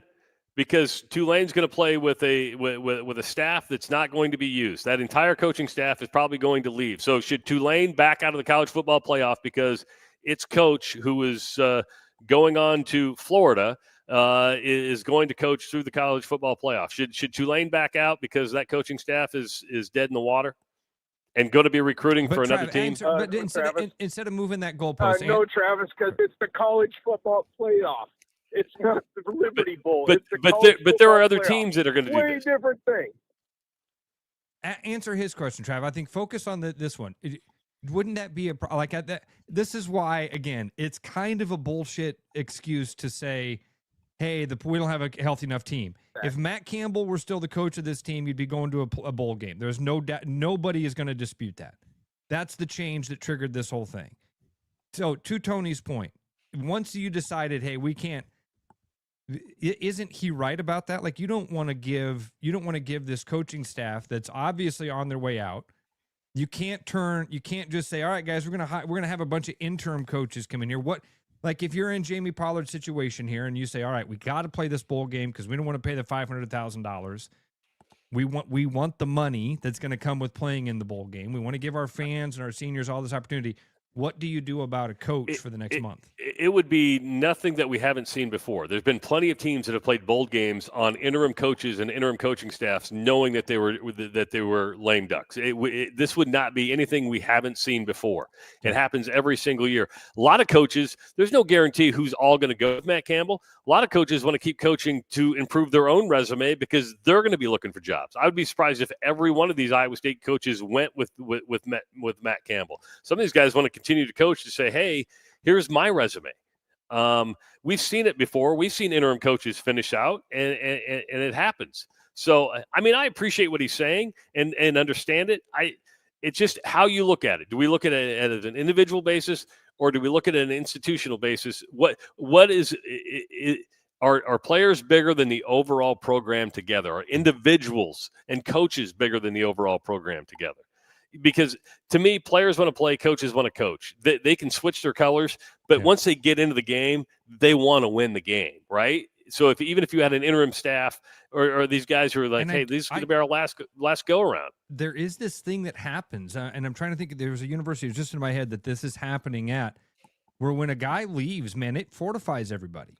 Like there's a chance. There's a group of players in that locker room that are still forever true, right? You thinking of Ole Miss? Yeah. Thank you so much. It is Ole Miss. That all you there is this thing that happens inside the program, and they go, wait a minute, this guy thinks he's better off there. So I think you would have found somebody. There would have been an interim coach. You wouldn't have had to allow the guys that are going to still playing in the playoffs. Okay, Tony, you're absolutely right. Those are apples and oranges. I was just trying to think of a university where I had heard of that happening. Okay, Washington State is going to play in the Idaho Potato Bowl with an interim coaching staff because their head coach literally gave them 5 minutes and walked out on them. Yeah, so it could have happened. And I think, too, like the players at Iowa State that are going interim, and they're coming to Iowa State to coach. Yeah, exactly. Tony, thanks for the phone call, man. Appreciate you waking up with us, buddy. Thanks, guys. Have a great day. I think the players that are going to leave Iowa State, their minds are made up. And they're going to leave. We're talking about Iowa State fielding a team and playing this bowl game with interim head coaches. And, they're third and fourth string guys. Just because – it's the thing you should do. Let's just say the first and second string. Yeah, let's just say they opt out. Those guys are transferring. Rocco, the starter, those guys are gone. They're going to be gone. Like I hate. We're just making the assumption. Yes. I'm just making the assumption that if I'm Matt Campbell, you're going to try to take Rocco with you. So but their quarterback that they have now is not bad. The true freshman. Got a great roster. I can't remember his name. Yeah, you're not. This is not Ben McCollum going to Iowa with a better roster of guys behind him. And I love Rocco Becht. Rocco's a great example. There's several guys on Iowa State's roster that would be great fits at Penn State. I don't want to wish any of them away. And look at Penn State's schedule next year. You can win right away. Didn't we look at this yesterday? I feel like this is something we looked at last week. Yeah, because the toughest game, I think, is at Michigan. They play USC. But other than that, they don't play Oregon, Ohio State. They don't even play Iowa. Does Matt Campbell still wear the beaten up Iowa State hat on the sideline? He had a Penn State hat on last night. Oh, no, already? My favorite tweet throughout all this chaos was someone saying Matt Campbell's first order of business, and it was a Penn State whiteout with a Sharpie marker through all the white. I loved that. I thought that was pretty good. I think, too, speaking of just like uniforms and logos, if I'm Iowa State, in 2 months, I'm announcing the Cy NATO fully back just to be like, hey, fans, we're good, right? The roadblock Something to was be gone. possible. Something to be positive about, I mean. One thing that Matt Campbell will not be asked about at his press conference is what they're going to do with uniforms. Remember the first time? I mean, he had to deal with more uniform talk at Iowa State. It's very simple what you do at Penn State. It is. I'll tell you the one I remember because we used to talk to Campbell quite a bit in those first couple of years. I'll tell you the one that was like, I can't believe that I have to answer this question.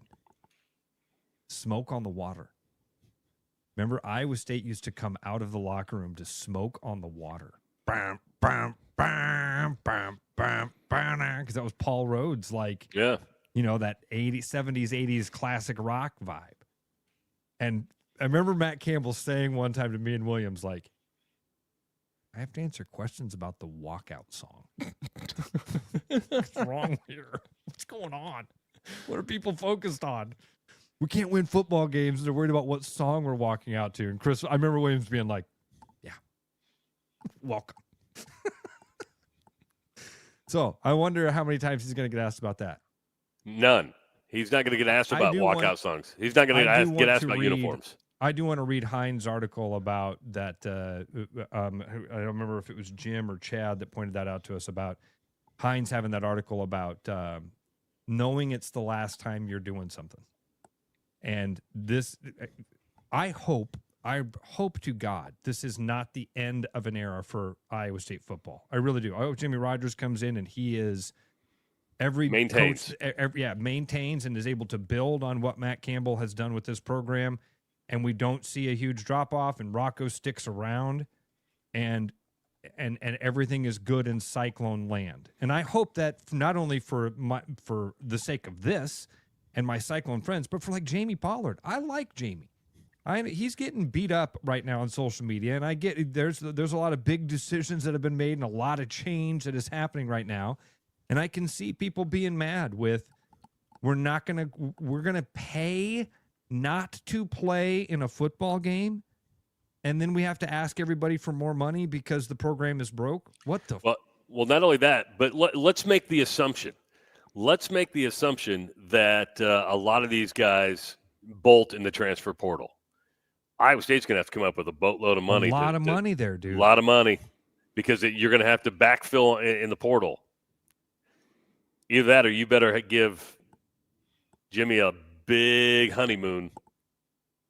I think that's a part of this conversation too, Travis, is there's going to be, depending on how the next month shakes out, depending on how the first month of his tenure shakes out will depend on how long of a leash you got to give this guy. But it might be 5 years. I mean, if everything falls apart, if it's as dire of a situation as it feels like it might be, which again, like,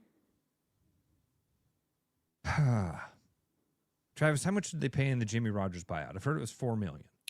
That probably for 1 year, that probably makes sense.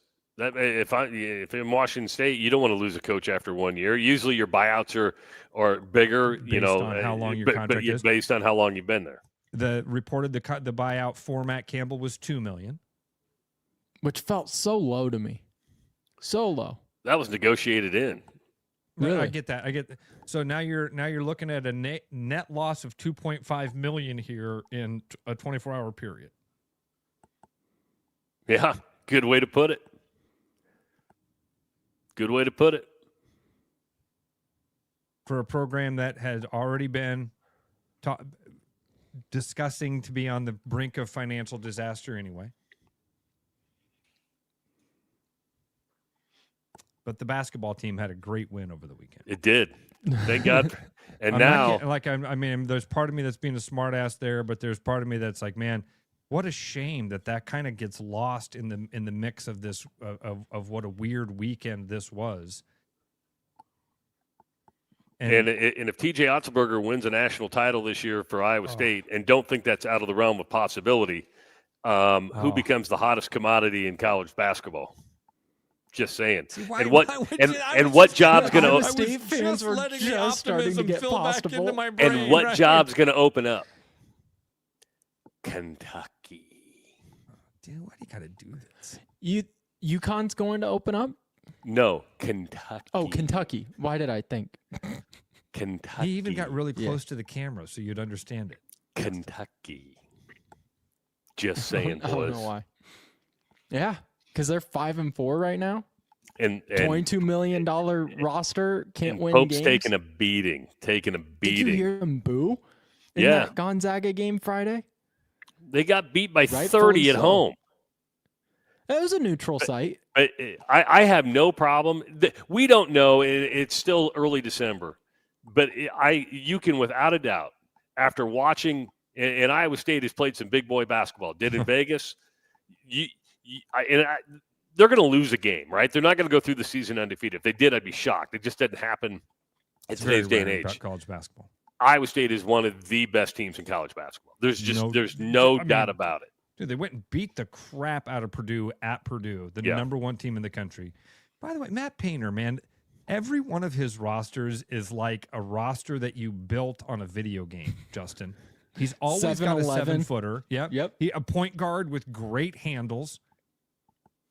Your forwards look like college linebackers. Every time Matt Painter rolls out there, he's like, "Oh, who's doing the tip? The 7-footer." Which one? Which one? We have 5. Yeah. Hey, we'll pick when we get there. No, that's why it was surprising. Iowa State only lost the rebound battle by 1. I think they were even up in the rebound battle at halftime. And you know why they lost the rebound battles? Because they made so many shots in the second half they didn't have to get offensive rebounds.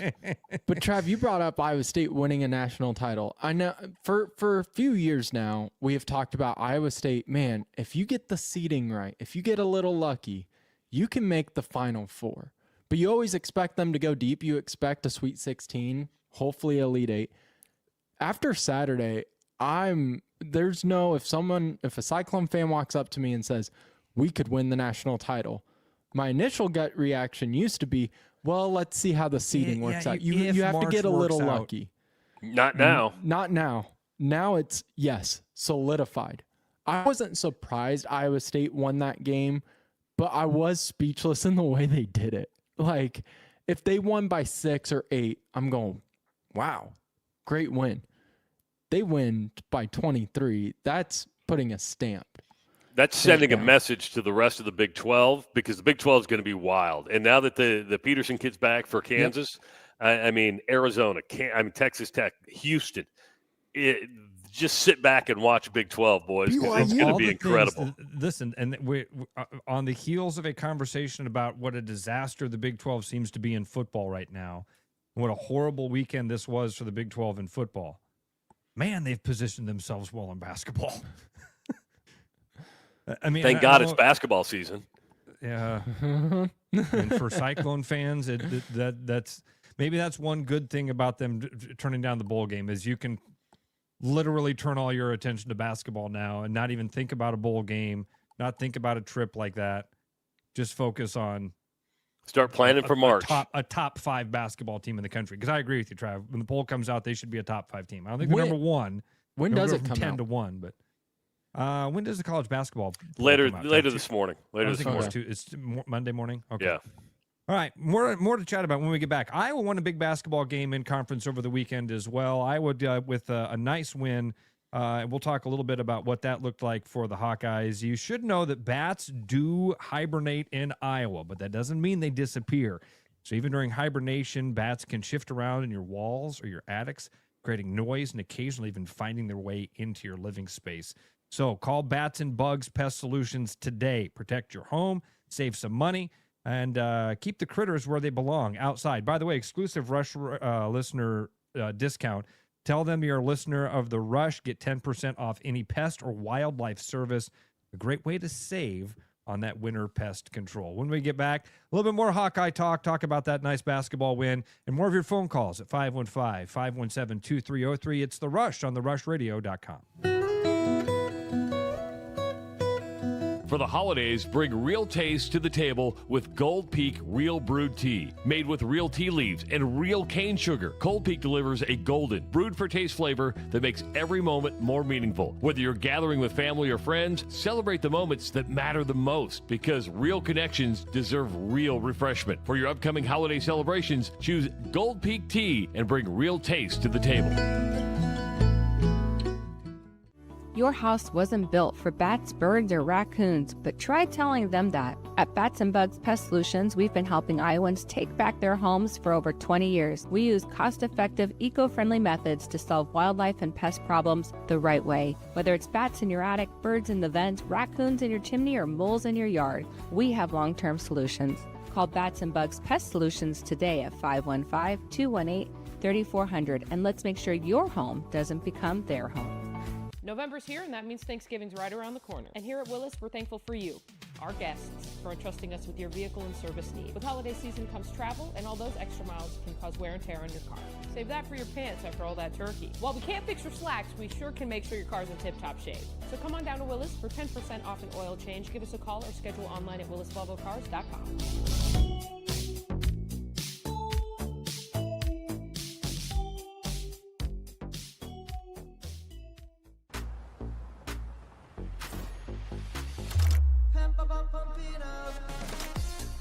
A fuel choice that even rivals can agree on? Now that's worth the hype.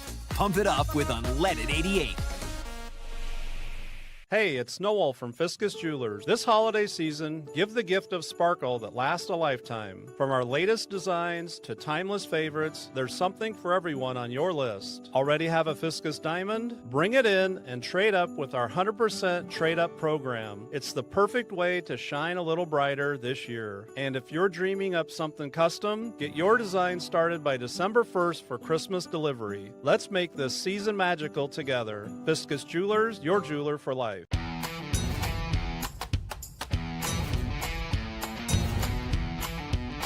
The largest selection of German beer in the world? You'll find it at the Hessen House. From Doppelbocks to Oktoberfest to Hefeweizens and Dunkels, there's no passport needed for the deliciously different beer and food at the Hessen House. So grab your friends and make it a fun night out. The Hessen House, 4th and Court, Des Moines.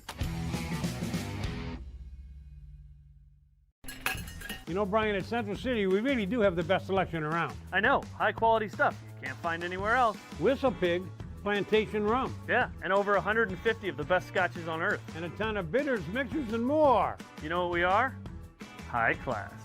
Definitely high class, yeah. Make way for the natty. Okay, maybe medium class. Central City Liquor is home of the 10% cash coupon. And the Wooden Nickel program. Bad gift giving. It happens to the best of us. Thanks, I think. But what if I told you there's a better way? Toss the silly socks and ditch the mediocre mugs, because the Iowa Lottery's gift that keeps on winning is here to save the holidays. Give your loved ones holiday scratch tickets with a chance to win instantly or unwrap your share of $1 million. Say no, no, no to boring presents with the Iowa Lottery this holiday season. Woohoo! Enter and see rules at ialottery.com/VIP. It's November and I know what I'm thankful for. A running car for all my travel ahead. To keep your car on the road, bring it in the Willis Nissan for brakes, tires, oil changes, the main courses, and the sides. Schedule your appointment online today at willisnissan.com and we'll see you on the service drive. Back like a rash you thought was gone. Travis and Ross aren't contagious, but they are addictive. It's the Rush Radio Show, powered by Willis Automotive.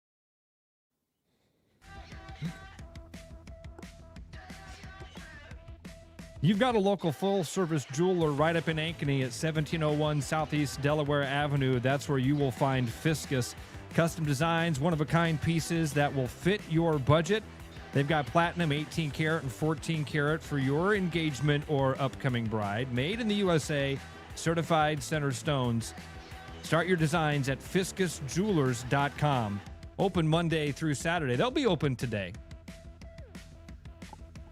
Justin Miller, Travis Justice. Oh, look at the scarf. Oh, this guy. You really know how to class to join up, man. You really know how to class to join up. Nice job. Got this yesterday. That's at a local market. That's your Italian scarf? Sure. Goes along with the Italian jacket. How wild would that be if you looked at the tag and it was like made in Indonesia?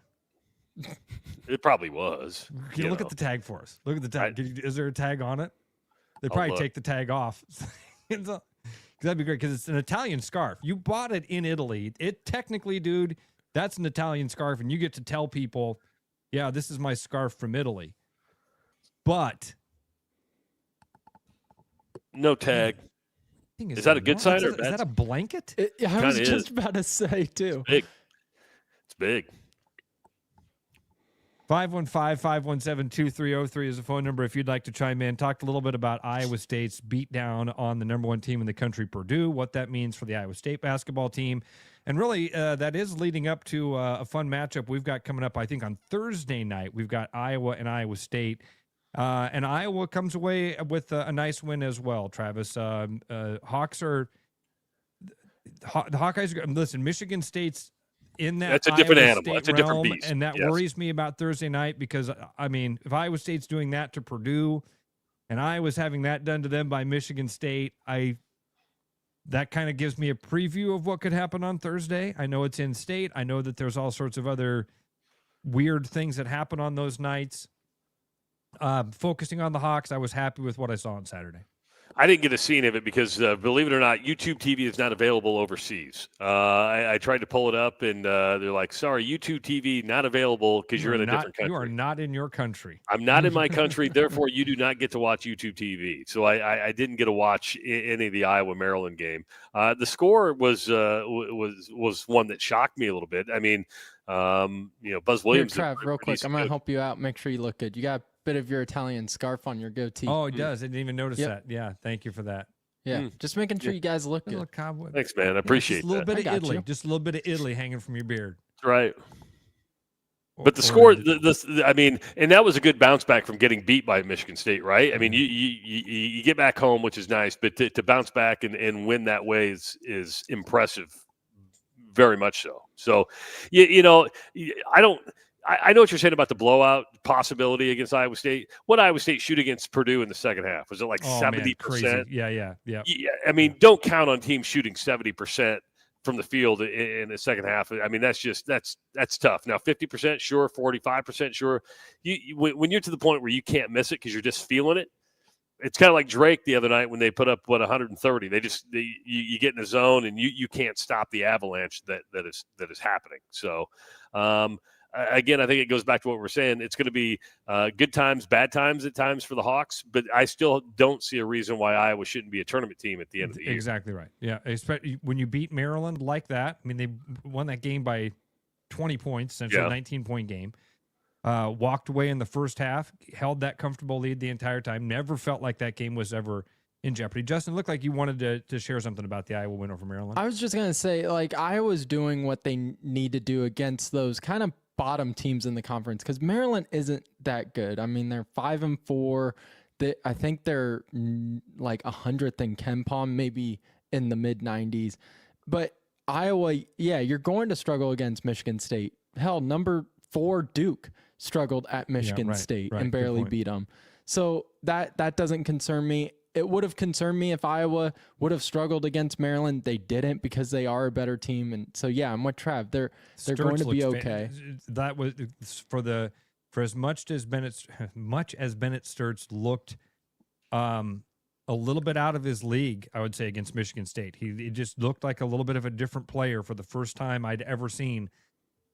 Saturday was against Maryland. That was like, oh yeah, this is the guy that's in control of the game on both sides of the court. The game's never too fast for him. He's never too fast for the game. Works his way into the lane, makes a nice little pass. Offense is working wonderful. Ball's moving quickly. That's good to see that Iowa, again, as we get these barometer games in November and December, it was nice to see the Hawkeyes check out Maryland early like that. Of course, it won't be a barometer game, but if you want to watch the Hawkeyes play Bucknell, you'll be able to do that at Casey Center. And you can get tickets at HiVTix.com. A lot of good seats available. But if you want to win seats or tickets to the game, all you have to do is go to therushradio.com, go to the promo tab, fill out the form right there, and you will be able to get registered to win a pair of tickets to go see the Hawkeyes play Bucknell. Again, it's December 20th at Casey Center. It's going to be a fun game just because you get to see the Hawks right there in Des Moines. You don't have to travel all the way to Iowa City. We had Chris Conley on last week from the Iowa Event Center and Casey Center, and he thought around 8,000-9,000. I think if they keep winning and if they are competitive against Iowa State, I think they can get 10,000-12,000 in Casey Center. And sure, you can get your tickets now, but you'll be able to walk up and get them as well. But that game coming up in that's next Saturday already. Yeah. Next Saturday? Yeah, or this coming Saturday, right? Or cow. what? No, 2 weeks. A week. Okay. Yeah. So a little over 2 weeks. It's all Christmas now. It is. It's all Christmas. It's all Christmas season. And Die Hard, yeah. And what a great stocking besides Iowa Lottery scratch tickets, which, of course, you can get any one of your Iowa Lottery retailers across the state. You can get the Instaplay tickets, the holiday scratch tickets, great stocking stuffers, but also get your tickets to the Iowa Bucknell game that you can also stuff in a stocking and open those a little bit early. How'd you like that, getting 2 of those in, just like that? I am in awe. Can you see the how impressed I am pouring out of like I was supposed to do the little live read he just did about giving away the tickets. He sent me a message, said, "Hey Ross, make sure you do that coming back from the break." Oh, okay. Yeah, I'll make sure I do that. And then my brain goes a billion directions. I'm still thinking about what Justin told me about 2 hours ago. Which was? We were having a wonderful conversation. I mean, this is 2 hours. It's 7:30 or 5:30 in the morning. We were talking about, I can know why, because my buddy Tyson has spent the night here, and he just retired from the military, right? So I was talking about that, man, being 47, he's retired from the military. I'm Justin, how old are you? He says, I'm 25. And I was about ready to say, well, you should join the military. No, you weren't. That's where my brain went. And then I instantly stopped and went, that's right, Justin. You and I are just alike. And I was too big of a wimp to join the military. And I said, me too. Maybe Justin to an extreme level. Justin, in fact, I've even got a plan. If they enacted the draft, I've got a plan. And I was like, well, you're going to like Bill Clinton this thing? You're going to run up to Canada? What's your plan, Justin? And by the way, there won't ever be a draft. Yeah, there won't be a draft, but it's good to have it in your back pocket. You never know. What's your back pocket plan if there's a draft? Have my brother blow off my left foot. Your brother's going to do it? Yeah, he's the one that's got the gun. I don't have a gun. You're going to take a double-barrel shotgun and just blow your foot off? Oh, shoot me in my pinky toe. Now, how come your left foot and not your right foot? Good question. Because I still want to drive. I still want to be able to drive places. I want to be a nuisance to people. Do you not think you can drive with your left foot? I think it'd be more awkward and not as safe. Oh, Justin. Trust me, if we're getting to the point where this has to protect our country, we're screwed.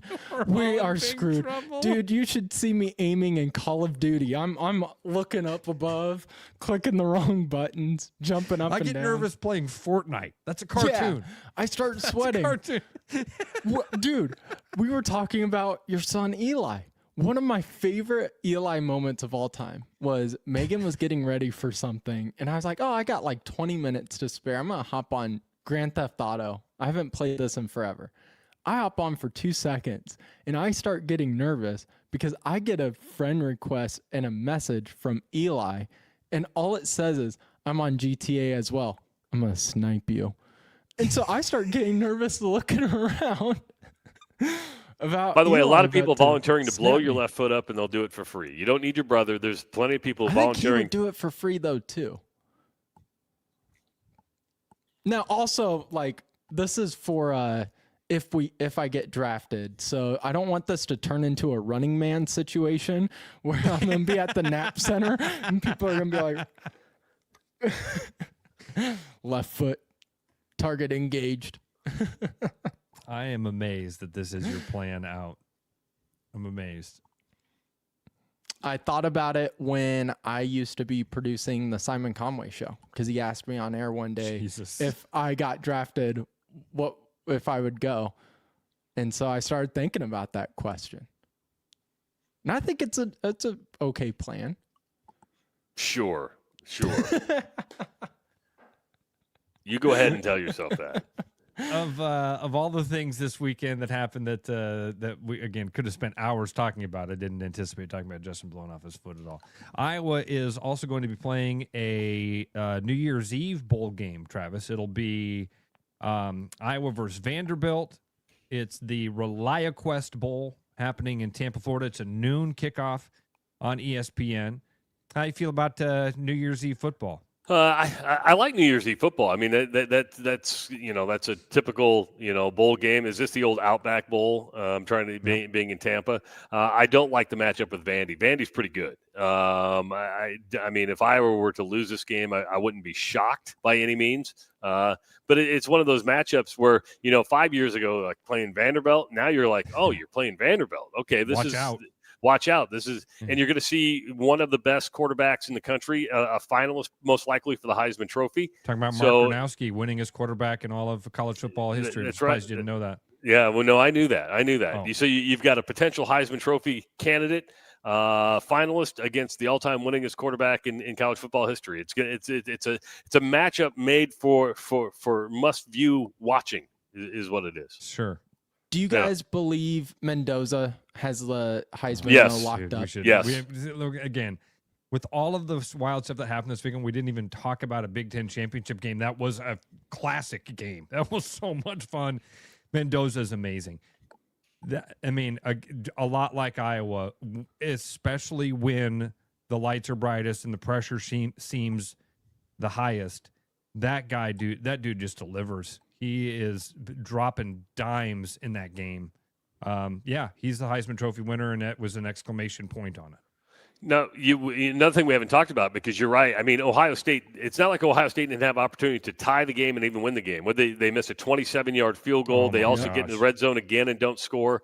How'd that feel, Justin? Huh? With your Ohio State Buckeyes? I put out a tweet because I went to my dad's place, and so I was driving back home in the kind of the snowfall, and the roads weren't the best. And I was like, man, though, driving on these roads are a lot easier than having to watch Ohio State try to make game-tying or game-winning field goals from 15 yards out.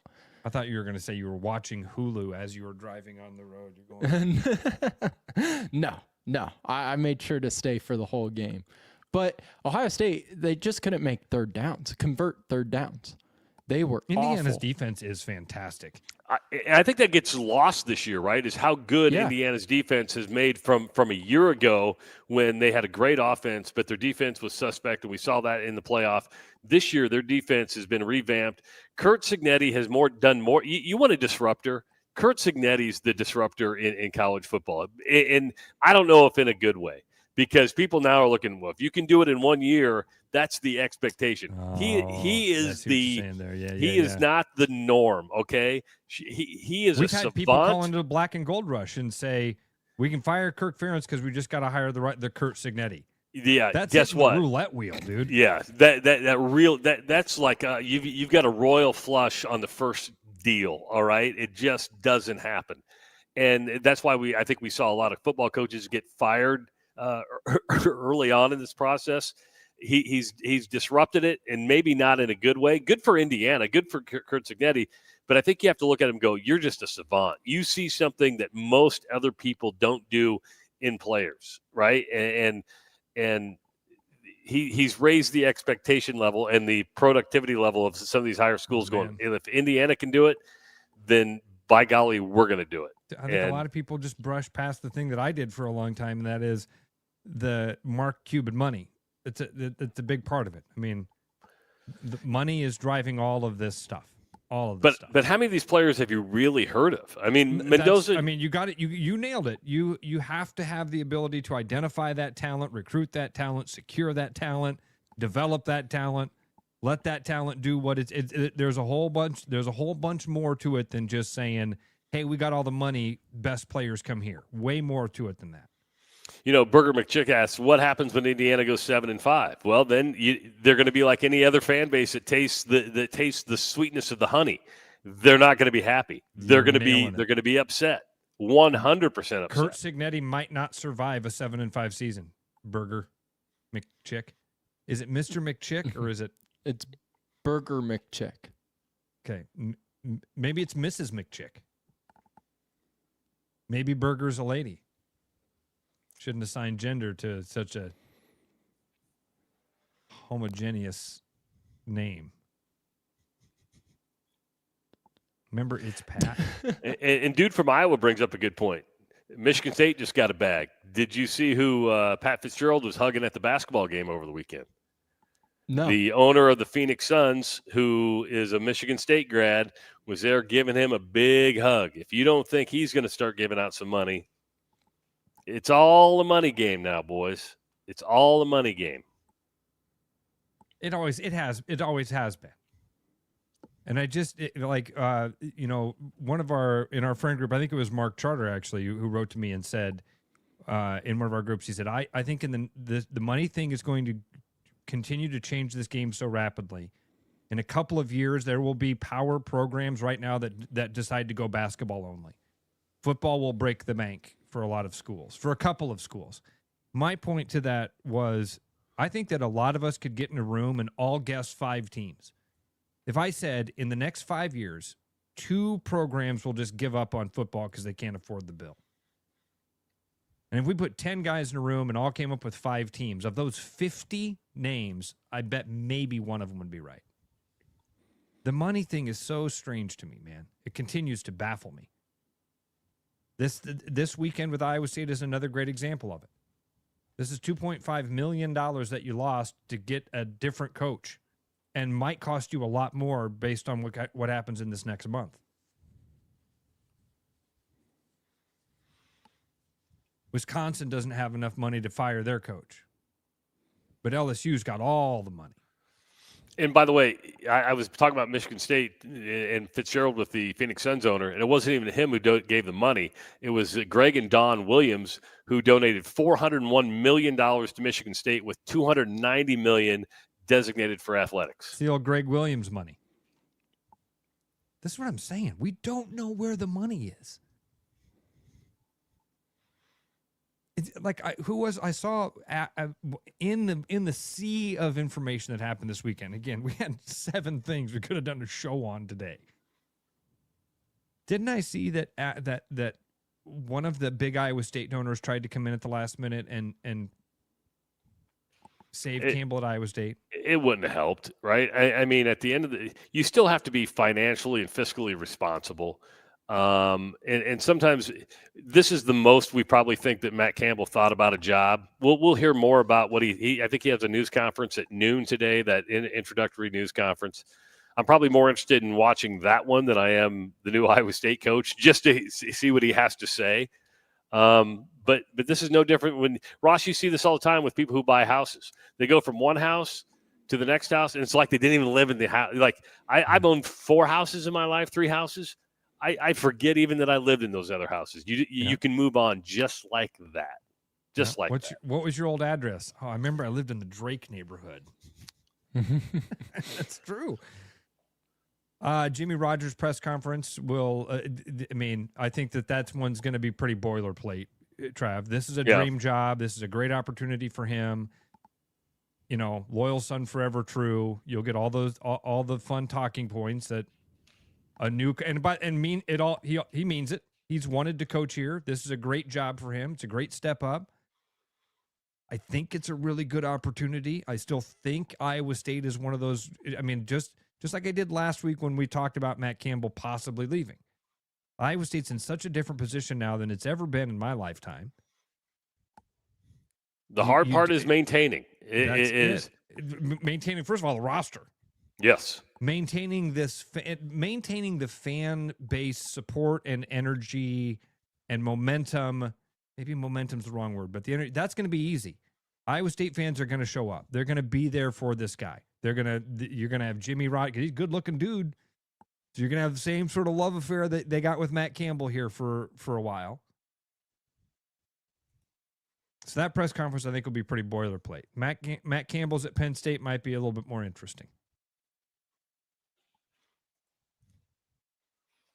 What's your plan today, Trav? Just hanging out? Are you just hanging out? I see Abigail just put in the chat. He goes, somebody tell Travis to meet his family at the sandwich shop when he gets off the air. There you go. You just did it, Abigail. Thank you. I see that. How about Jeff Kent making the Baseball Hall of Fame and still Bonds and Clemens are out? Jeff Kent, a Hall of Famer, and Bonds and Clemens still not Hall of Famers. Whatever. Both those guys are Hall of Famers in my book. I mean, right. Jeff Kent was one of the best power-hitting second basemen of all time. You have the greatest players of all time that are still on the outside of this thing looking in. It has lost all of its meaning, luster. Travis, you are the first person to tell me Jeff Kent is a Major League Baseball Hall of Famer. So I just dropped news on you. I just dropped how far it is from my world now. That's how far removed baseball. I didn't even know that Jeff Kent got in. By the way, didn't he do just the same amount of steroids or not as many? Never mind. I won't say that. Justin, I hope we gave you enough to make some reels out of today, especially in hour number 1. I think you have. Travis brought the thunder. Yeah, that honestly, I have that one written down as like, all right, first one to edit is Trav coming in with that big noon energy. Trav, I do have to deflate your ego a little bit here and tell you something that Eli told me yesterday. He first of all was very impressed. He's like, Dad, I can't believe you guys are on TikTok. This is awesome. No, that's Justin. He had a TikTok channel, and I go, that's all Justin. You guys are kicking ass. One of them's at like 90,000 now. He's like, yeah, I knew it was all Justin, and he says, Dad, can I be honest with you about something? What's that? I like Justin's show more than I like yours. What? He goes, well, when it's you and Travis talking to each other, he goes, sometimes I just feel like I'm listening to you guys talk to each other. When I listen to Justin's show, it feels like he's talking to me. I was like, well, first of all, you little shit. No, but no, I appreciate. Did you tell him this because Justin's doing a solo show? And yeah, Justin's going straight down barrel, dude. It's a totally different deal. I really appreciate my mini listener. I really do. Justin, I appreciate you being here. Travis, thanks so much for letting us borrow some of your family time. It's good. While you're in Italy, this has been great. Get to the sandwich shop. Enjoy yourself a nice lunch, and hopefully we'll chat with you tomorrow for a little bit as well. Oh, yeah, I'll be here for tomorrow's an open day. I won't be here Wednesday or Thursday, so I do know Wednesday that. or Thursday. Okay, no problem at all. Yeah, because Wednesday I've got a lunch scheduled, and Thursday I'll be flying. I'll be in the air, actually, on Thursday. That'll be great for you. All right, Justin, I'll be back with you 6 a.m. tomorrow morning. Thanks for listening on The Rush, therushradio.com.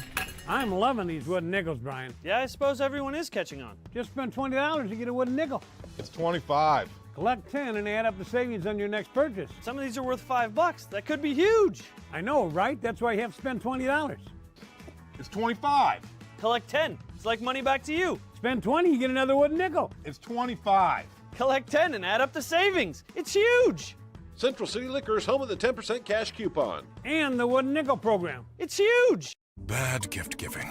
It happens to the best of us. Thanks, I think. But what if I told you there's a better way? Toss the silly socks and ditch the mediocre mugs, because the Iowa Lottery's gift that keeps on winning is here to save the holidays. Give your loved ones holiday scratch tickets with the chance to win instantly or unwrap your share of $1 million. Say no, no, no to boring presents with the Iowa Lottery this holiday season. Woohoo! Enter and see rules at ialottery.com/VIP. Thankful? More like tankful of gas in your new Nissan SUV. This November, we're giving thanks for you. At Willis Nissan, we're celebrating 0% financing and special model year closeout savings on our most popular Nissans. If you've been getting hungry for a new Pathfinder or Murano, there's never been a better time to scoop one onto your plate. So sit around our table or visit us online at willisnissan.com.